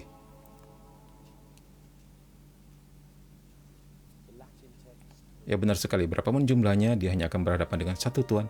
Jadi jumlah setan bukanlah masalah. Yes, benar sekali. Luar biasa. Kalian semua adalah teman-teman yang luar biasa, Kisanak. Sentiasa ingat Tuhan dan berdoa, pasti tidak akan balik lagi. Yes, tentu saja. Udah diusir, ikut balik ke rumah, dia cari celaka ya. Kalau misalnya udah diusir mau ikut kita lagi, mereka akan kepanasan sendiri dan gak bakalan betah. Mimin ingat ketika Mimin one day, karena waktu itu kita sedang bisnis ya, jadi Mimin lebih suka milih rumah yang dekat dengan tempat kerja, kan begitu. Ternyata dapat rumah yang angker, dan Mimin senang sekali karena murah. Mimin mungkin pernah cerita ya. Nah, jadi begitu kita ninggalin tempat itu, tetangga-tetangga di kanan dan kiri kagum dengan kita. Wih, masih muda katanya. Cuman berapa orang berani tinggal di rumah itu ya? Nah, penyelidik ternyata sering kejadian di rumah itu. Rumah itu pemiliknya udah tiga kali ya. Pemiliknya meninggal. Gak berapa lama yang beli yang baru juga meninggal. Yang ketiga meninggal. Begitulah intinya. Mimin nggak beli sih, cuma nyewa aja. Tapi sempat setahun tinggal di situ. Nggak kenapa-kenapa. Tetangga sampai heran. Mereka bercerita, hari tertentu, jam tertentu selalu lihat ini lihat itu kata mereka. Jadi bahkan jam-jam tertentu mereka nggak berani lewat rumah itu. Walaupun jalannya mungkin tetap harus lewat itu, mereka muter cari jalan yang lebih jauh di jam-jam tertentu. Nah, Mimin jadi ingat. Nah, ketika kita misah di situ, kita pemberkatan di situ, kita kasih gambar-gambar suci, patung Bunda Maria dan sebagainya, salib ya. Enggak kenapa-kenapa. Sama sekali. Ya. Lucunya pernah si karyawan diganggu, tapi sejauh gitu aja. Enggak sampai celaka seperti di film begitu ya. Kalau lebih lama lagi Mimin tinggal di situ, bersih pasti rumah itu. Karena kita rajin doa ya. Ya walaupun waktu itu belasan tahun yang lalu ya, walaupun Mimin juga sudah memang berdoa ya, memang punya tim juga, tapi belum intens karena sibuk ngurus bisnisnya. Nah kalau sekarang sih, puji Tuhan, sudah lebih free untuk pelayanan seperti ini, jadi bisa fokus begitu. Tapi itu benar, sejauh rumah itu kita jadikan rumah doa, jangan takut ke sana. Tidak ada satu kekuatan jahat pun yang bisa menyentuhmu. Amin ya. Ya.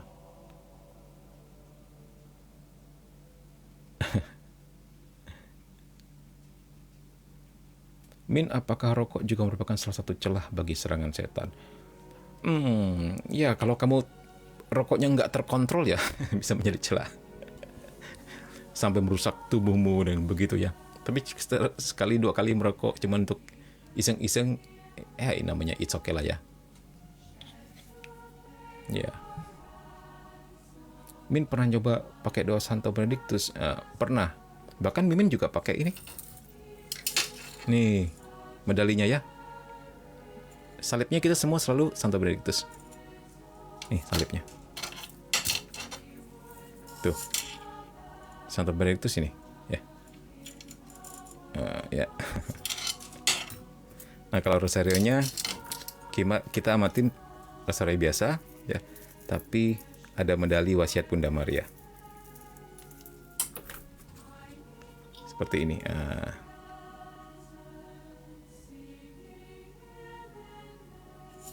Ya. Terus setelah setahun itu Mimin udah nggak ngekos, harga sewanya naik. Tahu aja sih Dinda. Ya udah nggak mampu nyewa lagi Din. Kalian sih nggak banyak ngasih gift, jadi kayaknya Mimin nggak mampu nyewa. Oke. Min, kalau minta tolong Mimin buat doa pelepasan, doa jarak jauh, oke lah, kirim saja ya. Bagaimana? Nanti Mimin bantu doa dari sini bersama tim ya, oke. Emang Pak Yabo tinggal di mana? Mimin di Kalabar ya, di Pontianak. Kalau Mimin dan teman-teman gak kenapa-kenapa. Min, dulu pernah kejadian balik ke rumah pas renov ada barang aneh di dalam tanah. Ya buang aja lah. Seperti apa barangnya? Lain kali di foto ya, kita mau lihat. Min, adakah doa untuk mengusir kuasa jahat rumah? Ada banget. Lihat, cek di VT Mimin di bagian demonologi. Atau di bagian apa lagi? Nanti cek di VT Mimin ya. Atau komen deh di salah satu VT Mimin, komen. Min, tadi aku loh yang minta doa untuk mengusir setan. Nanti Mimin arahkan kemana gitu. Kalau di live ini sering kali tulisan-tulisan kalian ketimpa atau Mimin bisa lupa gitu ya. Nanti diingatkan lagi dengan cara seperti itu. Atau DM Mimin langsung ya. Apakah di Instagram ataukah di TikTok ini juga.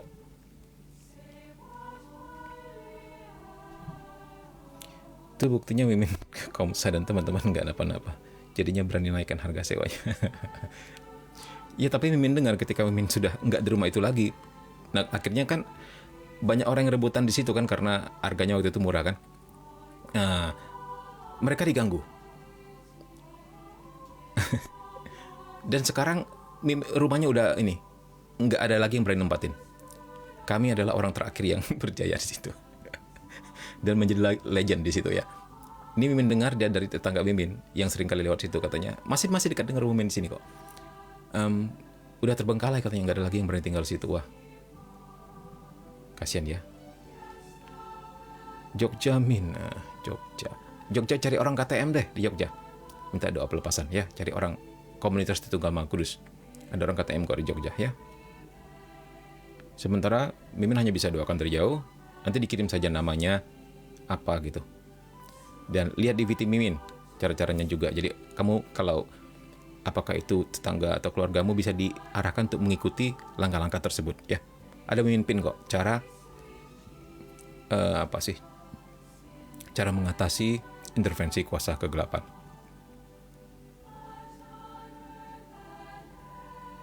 Apalagi nih, apakah doa boleh menyalakan dupa atau wangian, Min? Kan biasanya pakai lilin tapi ganti dupa. Iya, sejauh memang misalnya memang itu yang kamu punya dan kamu berpikir untuk memuliakan Tuhan pakai itu ya nggak apa-apa. Sejauh dupanya bukan pernah dipakai untuk sembahyang ritual yang aneh-aneh ya, atau maksudnya ya anggaplah dupanya baru dibeli dan kemudian pernah diberkati juga dengan air suci, no problem. Itu semuanya barang-barang netral ya, jangan terlalu dipusingkan. Itu barang-barang netral kayak dupa lah, wangian lah, bahkan kita di gereja juga pakai yang namanya kemenyan begitu kan.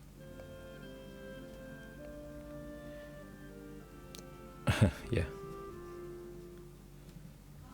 Kak, apakah LGBT itu bagian dari dunia yang diciptakan oleh iblis? Nah, ini memang ini complicated ya. Complicated.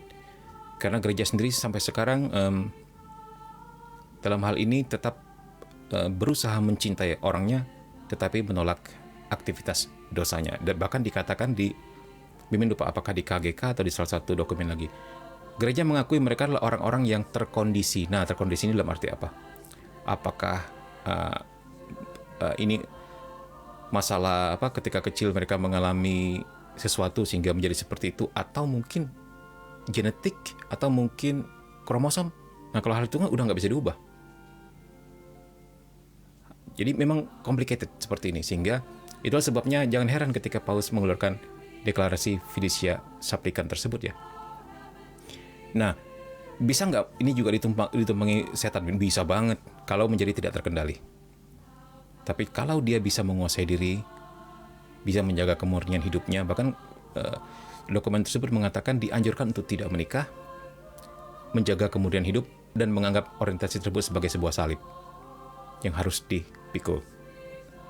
Nah, sejauh mereka bisa melakukan hal seperti ini, tetap mencintai Tuhan, Paulus mengatakan apa? Siapakah saya yang berhak menghakimi orang seperti ini? Nah, jadi seperti itulah pandangan gereja Katolik ya. Jangan langsung menuduh mereka adalah setan. Dan tentu diharapkan dengan perlakuan kasih terhadap orang seperti ini, mereka bisa diubahkan menjadi pribadi yang lebih baik. Nah, seandainya itu pure karena masalah luka batin di masa lalu, seandainya luka itu disembuhkan dan ternyata mereka juga sembuh, ya puji Tuhan, kan begitu. Ya, oke, baik. Min, bagaimana prosesnya menjadi pendoa seperti sekarang? Doa aja sama Tuhan. Tuhan, saya ingin menjadi pendoa. Benar, nanti Tuhan akan buka jalan. Percaya sama Mimin deh. Nggak ada doa yang sia-sia, walaupun doa kecil-kecil seperti itu. Contohnya begini, Min pernah mendoakan sepupu Min yang nakal banget, bandel banget orangnya. Sampai keluarga berpikir mustahil anaknya bertobat. Jadi Mimin coba berdoa gini aja, Tuhan, bantulah kasih rahmat ke anak itu dong, supaya dia bertobat. Ini kami sudah hopeless dengan si ini. Enggak tahu bagaimana cara, entah 2 tahun kemudian, 3 tahun kemudian, bisa pula dia bertobat. Aneh ya. Entah lewat apapun. Lewat jalan apa kek, atau lewat musibah kek, atau akhirnya satu keluarga semuanya keren sekarang. Ya, itu menakjubkan. Doamu nggak pernah ada yang sia-sia. Walaupun mungkin kamu ucapkan seperti itu, seperti ngobrol sama Tuhan ya. Bilang aja, Tuhan, saya ingin menjadi pendoa. Ya udah, gituin aja. Nanti lihat apa yang akan terjadi. Ya, jangan pusing. Itu akan mengalir dengan sendirinya. Ya.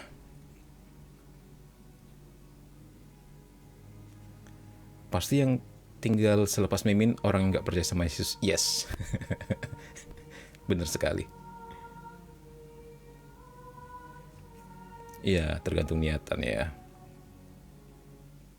Terima kasih Amin, soalnya biasanya hal seperti itu dikaitkan dengan okultisme. Iya, mungkin juga ada juga kemungkinan, misalnya dia menjadi seperti itu begitu dia praktek okultis atau apa. Bisa jadi. Nah, kalau ini kan penyebabnya jelas dari setan. Tapi untuk orang yang mengalami penyebab-penyebab yang nggak kita ketahui, jangan langsung dihakimi ya. Jangan langsung dihakimi. Didoakan, dibantu dia menjadi pribadi yang lebih baik. Ya, itulah pentingnya kita menggunakan SOP ya, melihat secara psikologi dulu, melihat secara medis dulu. Ketika nggak punya penjelasan tentang itu, baru kita doakan secara pengusiran setan ya. Jadi dicoba-coba segala macam ilmu supaya kita bisa mengerti manusia secara keseluruhan. Oke, baik. Bang, novena 3 Salam Maria harus di jam yang sama kah? Nggak harus juga sih, tapi kalau kamu punya niat pingin di jam yang sama ya jangan kan. Gitu ya. Ya. Dan sebenarnya itu untuk mendidik kita juga supaya kita disiplin ya. Bukan masalah Tuhan marah kalau nggak di jam yang sama, bukan begitu. Itu untuk mendidik kita supaya kita disiplin ya. Tuhan nggak pernah marah untuk hal-hal yang mulia seperti ini. Bahwa kamu sudah mau berdoa, sudah berniat untuk novena, itu juga Tuhan udah senang loh. Ya, ketika kamu jamnya geser-geser, jangan berpikir, aduh ini Tuhan pasti marah ya, aku mesti ngulangi dari awal. Jangan pikir seperti itu. Ya, Tuhan kita penuh kasih kepada anak-anaknya. Bahkan keinginan kita untuk berdoa, keinginan kita untuk melakukan hal baik itu sudah sangat menyenangkan Dia. Dan tentu Dia tahu kelemahan manusia pasti akan jatuh bangun di situ. Ya. Ini Mimin banyak belajar dari Santa Teresa dari kanak-kanak Yesus tentang hal ini. Bagaimana dia memandang Bapa Surgawi sebagai ayah dan kita sebagai anak-anaknya yang bandel. Itu luar biasa. Dan itu memberi warna yang sangat segar kepada gereja setelah Konsili Vatikan II. Kita lebih memandang Allah sebagai Allah yang marah, yang penuh kasih, daripada Allah yang dikit-dikit menghukum kalau kita tidak memenuhi syarat. Oh, tidak seperti itu Allah kita kisah. Min, kalau boleh tahu sukunya apa ya? Mimin sukunya suku bunga. Amin, Min, thank you ya. Baik. Ayo, kira-kira suku apa Mimin? Setahu Mimin ini suku bunga.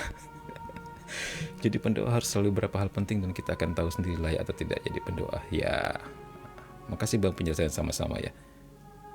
Jadi pendoa harus ekstra fikul saib. Ya, nggak apa-apa. Jangan ditakut-takuti dong. Biarkan mengalir saja secara alami ya. Jangan takut-takuti teman yang mau jadi pendoa. Nanti semua orang akan mengalami pemurniannya masing-masing dan punya jalan masing-masing ya. Logatnya orang Sumatera nggak sih? Wah, ya nggak, main di Kalimantan ya. Sebentar ambil minuman lagi.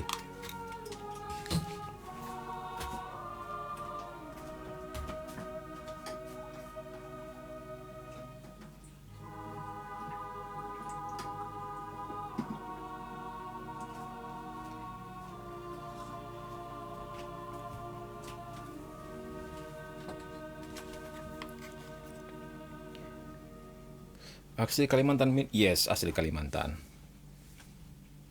Kaget nggak orang Kalimantan bentuknya kayak Mimin? Baik, kita lanjutin ya.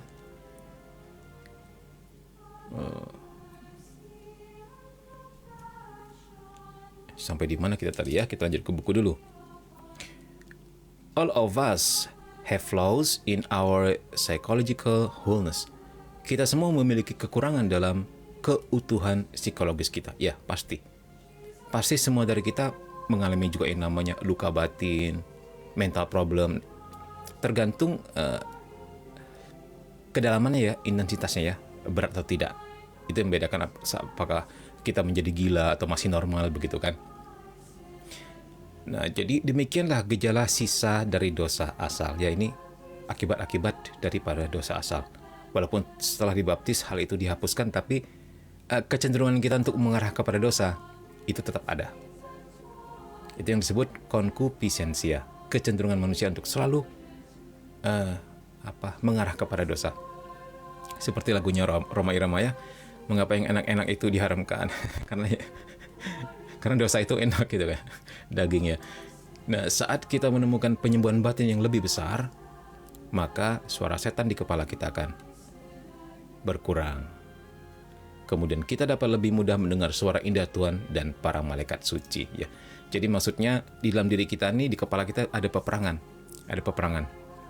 Seperti yang dikatakan Santo Paulus ya, peperangan kita bukan melawan darah dan daging, tetapi melawan pemerintah, penghulu, sesuatu di alam roh, peperangan rohani. Nah, itu maksudnya seperti itu. Nah, kalau kita sangat mendekatkan diri kepada Tuhan, obsesi itu dengan sendirinya akan hilang.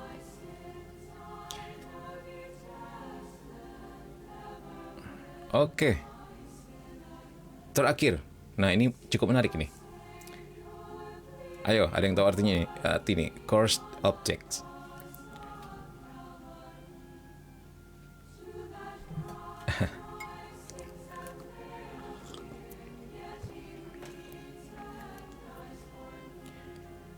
Artinya benda-benda atau objek terkutuk atau yang sudah dimantrai, begitulah. Nah, ini mungkin kalian seru nih kali ya membahas ini ya. Seperti di film-film itu. Dulu ada film yang berjudul apa? Friday 13th ya. Jumat yang ke-13. Itu dia selalu filmnya tentang benda-benda yang sudah atau benda-benda terkutuk seperti ini. Di setiap kasus-kasusnya berbeda-beda ya, tergantung jenis bendanya dan jenis setannya. Itu waktu itu viral film itu.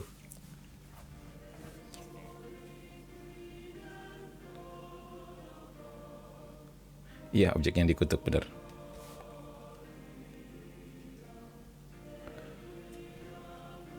Oke, baik. Seorang wanita merekomendasikan agar saya membagikan kisahnya ya, kisah tentang si wanita tersebut ya. Jadi oleh si dia minta bantu si Monsignor ini untuk di-share kepada kita gitu.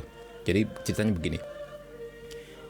Dia dan keluarganya telah menjadi korban kutukan voodoo yang mengerikan, yang menyedihkan. Tahu ya voodoo ya? Sejenis santet lah yang berasal dari Afrika. Yang pakai boneka-boneka itu tusuk gitu. Akibatnya seluruh keluarganya sangat menderita meski terus berdoa. Wow, ini tingkat tinggi nih. Berdoa pun masih belum mempan nih kisah anak. Nah, baru-baru ini boneka setinggi 2 kaki ditempatkan di dekat kantor keluarga. Mereka mengatakan ini adalah kamera.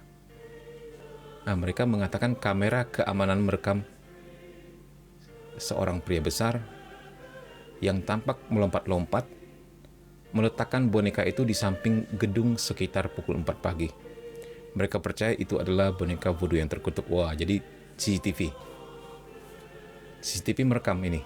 Ada seorang pria besar yang tampaknya melompat-lompat katanya meletakkan boneka itu di samping gedung sekitar pukul 4 pagi ya. Wah, ini menegangkan ini.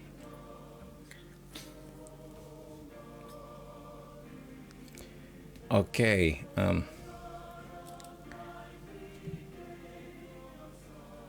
saat kantor dibuka keesokan harinya, seorang pekerja kantoran menendang boneka itu ke jalan.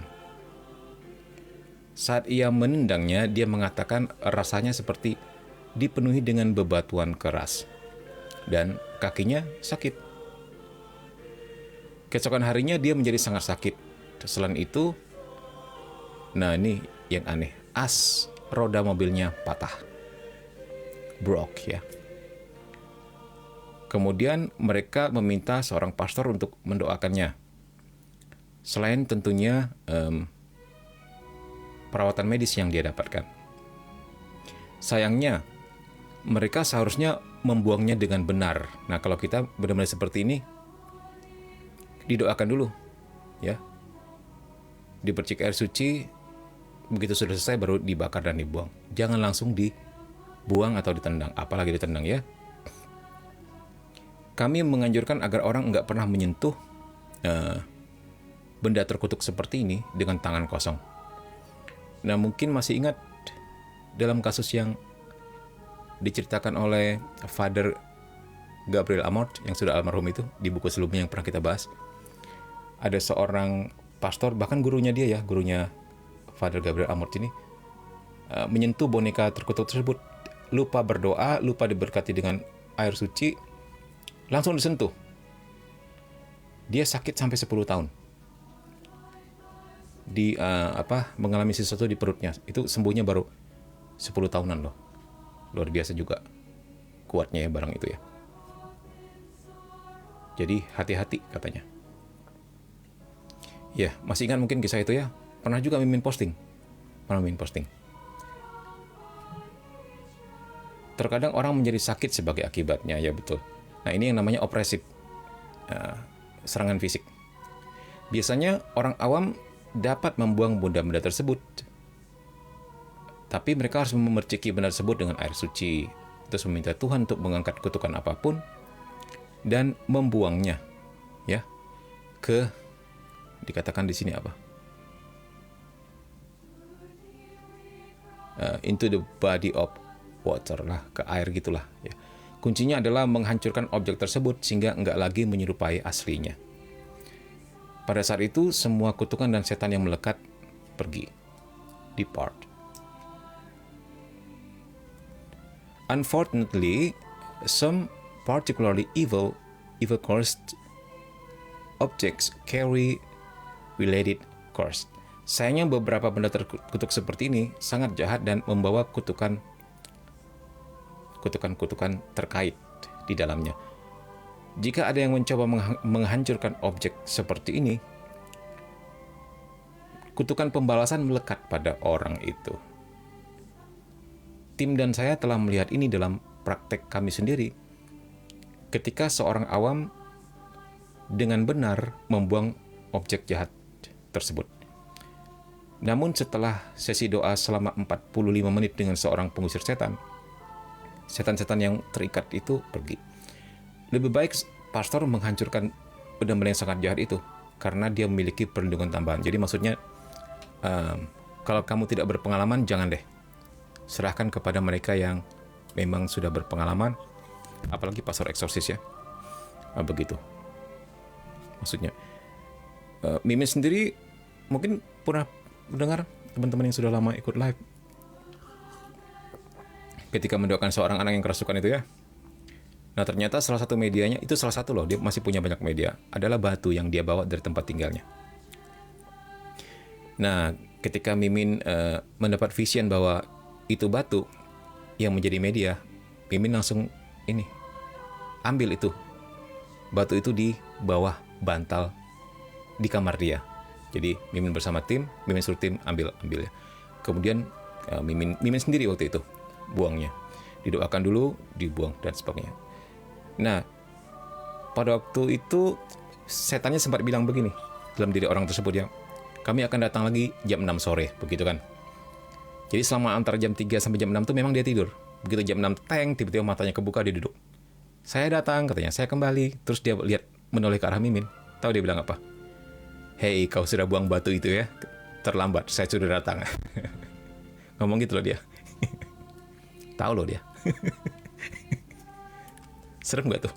Dia duduk tegak, kemudian diam saja, tiba-tiba lehernya yang bergerak, menoleh ke kanan melihat Mimin dengan mata melotot sambil menyeringai. Ayo bayangkan bentuknya seperti apa. Tiba-tiba menunjuk muka Mimin. Kau sudah buang batu itu terlambat, saya sudah datang, katanya. Ada yang pernah digituin sama setan?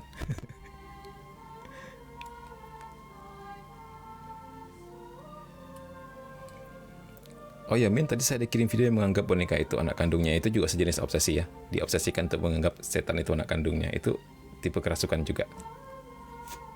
Itu diobsesikan itu. Perempuan tuh nikah sama boneka, Min. Ya, itu pekerjaan si jahat. Serius ini, Min? Ya serius dong.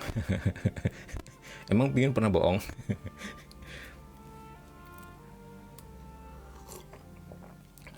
Saya pernah, Min, kata ya survivor. Ya. Akhirnya gimana, Min? Ya 3 bulan. Kita bertempur melawan setan tersebut sehingga akhirnya benar-benar hilang. Ya memang mendebarkan pada waktu itu terjadi. Karena satu tim ribut semua. Apalagi itu terjadi ketika awal-awalnya kita sedang belajar doa pelepasan, yaitu benar-benar tegang waktu itu.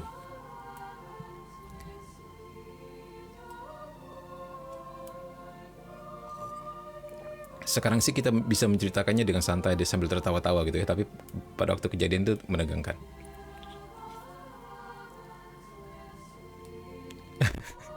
Ada yang nanya, tapi asik nggak, Min? Setelahnya terasa asik, karena punya cerita untuk ceritakan ya. Tapi pada waktu itu terjadi ya nggak asik dong. Ya.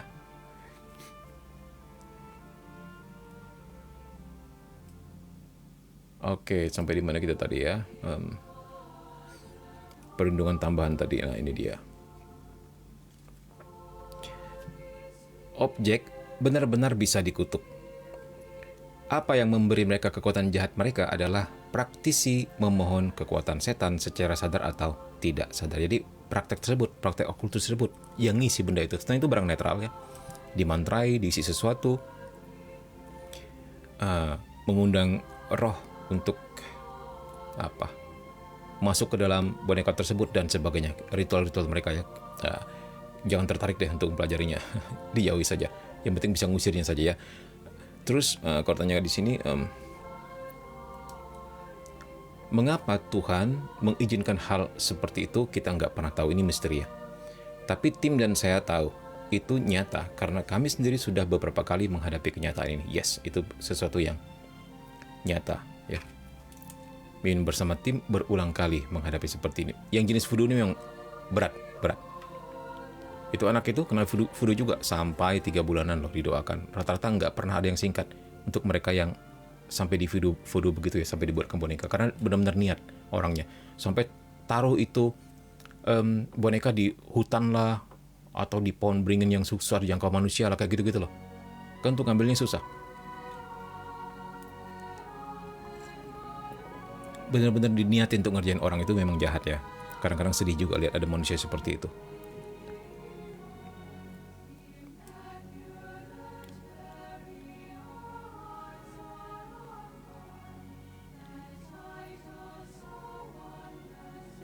Min, aku ngadu ke rumah paroki karena aku berhasil mandiri, disuruh ngurus sendiri. Ya, puji Tuhan kamu bisa ngurus sendiri ya. Tetap bentengin diri dengan doa ya. Oke. Min, nanti takut Min yang mau jadi pendoa tadi. Ya nggak perlu jadi doa pelepasan juga. Jadi pendoa biasa nggak apa-apa ya. Kan pendoa kan ada macam-macam. Ada yang mendoakan doa pelepasan, atau jadi tim eksorsisnya pastor tertentu ya, atau doa yang ya mendoakan orang pakai novena atau dan sebagainya lah ya. Kalau memang ternyata panggilannya ke doa pelepasan atau pengusiran setan, ya ada saja jalannya, nanti Tuhan mau bawa dia begitu. Min mau bertanya lagi, kalau kerasukan pada kesenian tradisional itu bagaimana ya Min? Apa benar kerasukan? Maksudnya bagaimana kesenian tradisional? Oh, misalnya seperti orang yang melakukan itu ya, tari-tarian tapi meditasi dulu, begitu ya. Terus mengalami trans gitu ya. Itu benar. Karena mereka sendiri membuka diri. Mereka tuh sebenarnya dalam hatinya mengundang loh. Tolong dong supaya aku bisa trans di panggung. Mereka membuka. Bahkan mungkin melakukan ritual mengundang sesuatu. Dan mereka percaya apakah pakaian yang digunakan, apakah topeng yang digunakan itu sudah diisi oleh sesuatu. Hal seperti ini, itu sebenarnya jadi media bagi mereka. Kita juga nemuin orang seperti ini ya, beberapa ya. Mereka cerita kok, mengalami trans di panggung. Bener-bener. Nah ternyata dunia seni seperti ini juga penuh pertarungan juga ternyata. Misalnya, apalagi kalau kompetisi ya. Kompetisi, jadi doanya mesti banyak-banyak untuk ikut kompetisi seperti ini. Apalagi untuk tari tradisional. Mereka sering perang. Pakai ilmu. Harus doa yang banyak itu. Jahat juga itu memang.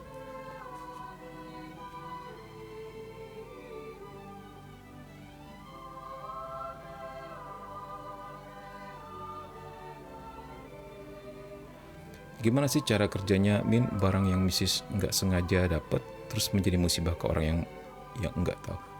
Nggak sengaja dapat ya. Kalau kamu tahu itu barang mistis ya dibuang saja ya. Kalau nggak ada orang yang bisa membuangnya, doakan dulu, percik air suci dalam nama Yesus. Kamu doa singkat dalam nama Yesus, intinya begitu loh. Lihat di VT-nya Mimin, dibuang. Atau kalau kurang pede, kasih ke tim pendoa. Jangan disimpan. Ya betul, bisa mencelakakan orang lain.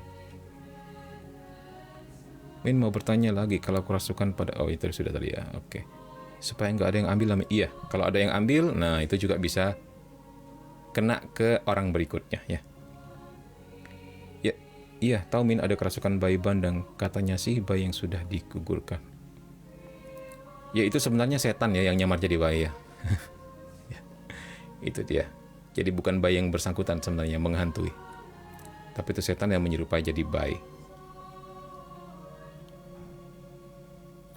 Saya kok jadi realize sedikit-sedikit ya, dulu ada yang nemu barang aneh, dibuang, selang beberapa kemudian yang buang meninggal. Ya seandainya itu benar karena benar-benar terkutuk, bisa jadi. Makanya buang benda jangan sembarangan ya. Tapi memang hal seperti ini mesti selidiki lagi. Apakah kebetulan memang dia sakit dan sebagainya ya. Jadi mesti banyak hal juga untuk dilihat. Soalnya mana ada bayi yang ngerti nyanyi.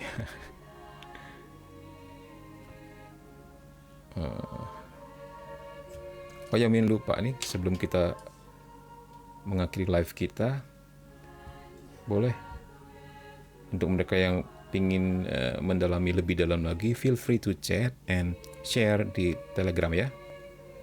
Telegram sebentar. Bisa nggak sih dipin di sini? Tunggu.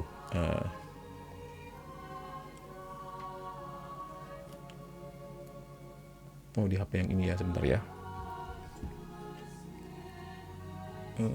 Telegram. Stikerin apa namanya?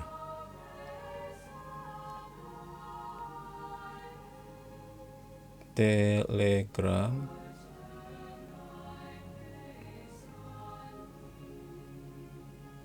Komsa KKSM online.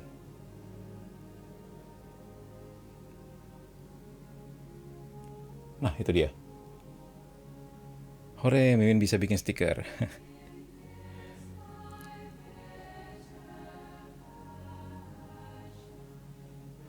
Sering terjadi, Min, kasus seperti itu? Iya, sering. Ya, mau tidak mau kita menjadi percaya. Walaupun katanya dunia semakin modern, teknologi semakin mantap, manusia sudah ke Mars, masalah seperti ini selalu ada. Nggak peduli zaman berapapun. Tahun 3000 pun mungkin jika kita masih hidup, tahun 4000 pun menghadapi kasus yang selalu seperti ini. Iya. Dunia semakin modern katanya. Ternyata di kota-kota besar seperti di Jakarta. Bukan hanya di Jakarta, di negara lain juga. Banyak juga mereka yang memperoleh kekayaannya, ternyata pesugihan. Banyak itu. Terus saling ngerjain tetangganya, nggak pingin lihat tetangganya lebih sukses dari dia. Sampai ilmu sampai ke Thailand. Cari ilmu sampai ke mana kayak gitu. Itu tidak jarang kita temuin. Padahal katanya dunia sudah semakin modern ya. Oke, teman-teman. Ya, terima kasih, Min, atas harinya. Sama-sama, God bless you ya. Terima kasih untuk teman-teman yang sudah hadir di live-nya pada malam hari ini. Terima kasih untuk segala like-nya, komennya, apalagi sharing-nya, share-share-nya, dan juga gift-gift-nya mungkin. Min nggak lihat, ada nggak yang ngasih tadi ya. Atau mungkin ada yang ingin berdonasi untuk pelayanan kita, silakan klik di profilnya Mimin, itu ada linknya, ya, puji Tuhan ya. Doakan Mimin supaya sehat selalu, apalagi mau pelayanan kepada lama nanti akhir bulan ini ya, bersama tim tentunya. Dan mari kita semua tutup dengan doa. Oke?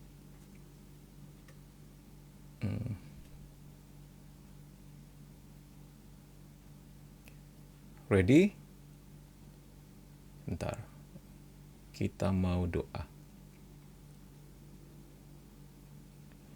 Dalam nama Bapa dan Putra dan Roh Kudus. Amin. Santo Mikael, Malaikat Agung, belalah kami pada hari pertempuran. Jadilah pelindung kami melawan kejahatan dan jebakan si jahat. Dengan rendah hati kami mohon, kiranya Allah menghardiknya. Dan semoga Engkau, hai Panglima pasukan surgawi, dengan kuasa Allah, mencampakkan ke dalam neraka setan dan semua roh jahat lain yang berkeliaran di dunia, hendak membinasakan jiwa-jiwa. Sator, Arepo, Tenet, Opera, Rotas. Bunda Maria, doakan kami senantiasa. Tuhan, kami juga mempersembahkan teman-teman kami yang sedang sakit pada saat ini, biarlah kuasa-Mu boleh menjamah mereka dan menyembuhkan. Untuk mereka sedang mengalami pergumulan hidup, kesulitan ekonomi, kesulitan pekerjaan, dan berbagai kesulitan dan ketidaklancaran, biar Tuhan Engkau berkati dengan kuasa-Mu, Kau beri mereka solusi. Untuk pada saat ini, teman-teman yang masih terikat dengan kuasa kegelapan, Kami mohon kuasa-Mu untuk boleh melepaskan mereka.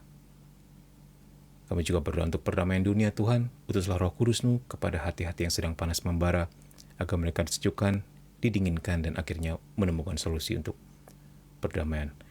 Kami persembahkan diri kami, hidup kami, dan masa depan pekerjaan, bahkan segala pelayanan kami ke dalam tangan-Mu.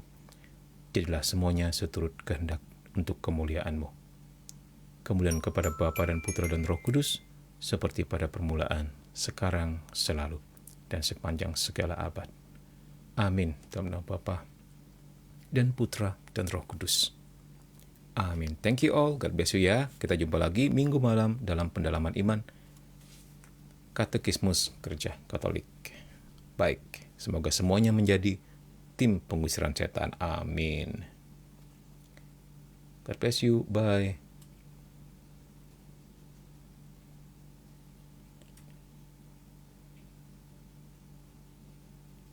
Pas lagunya habis.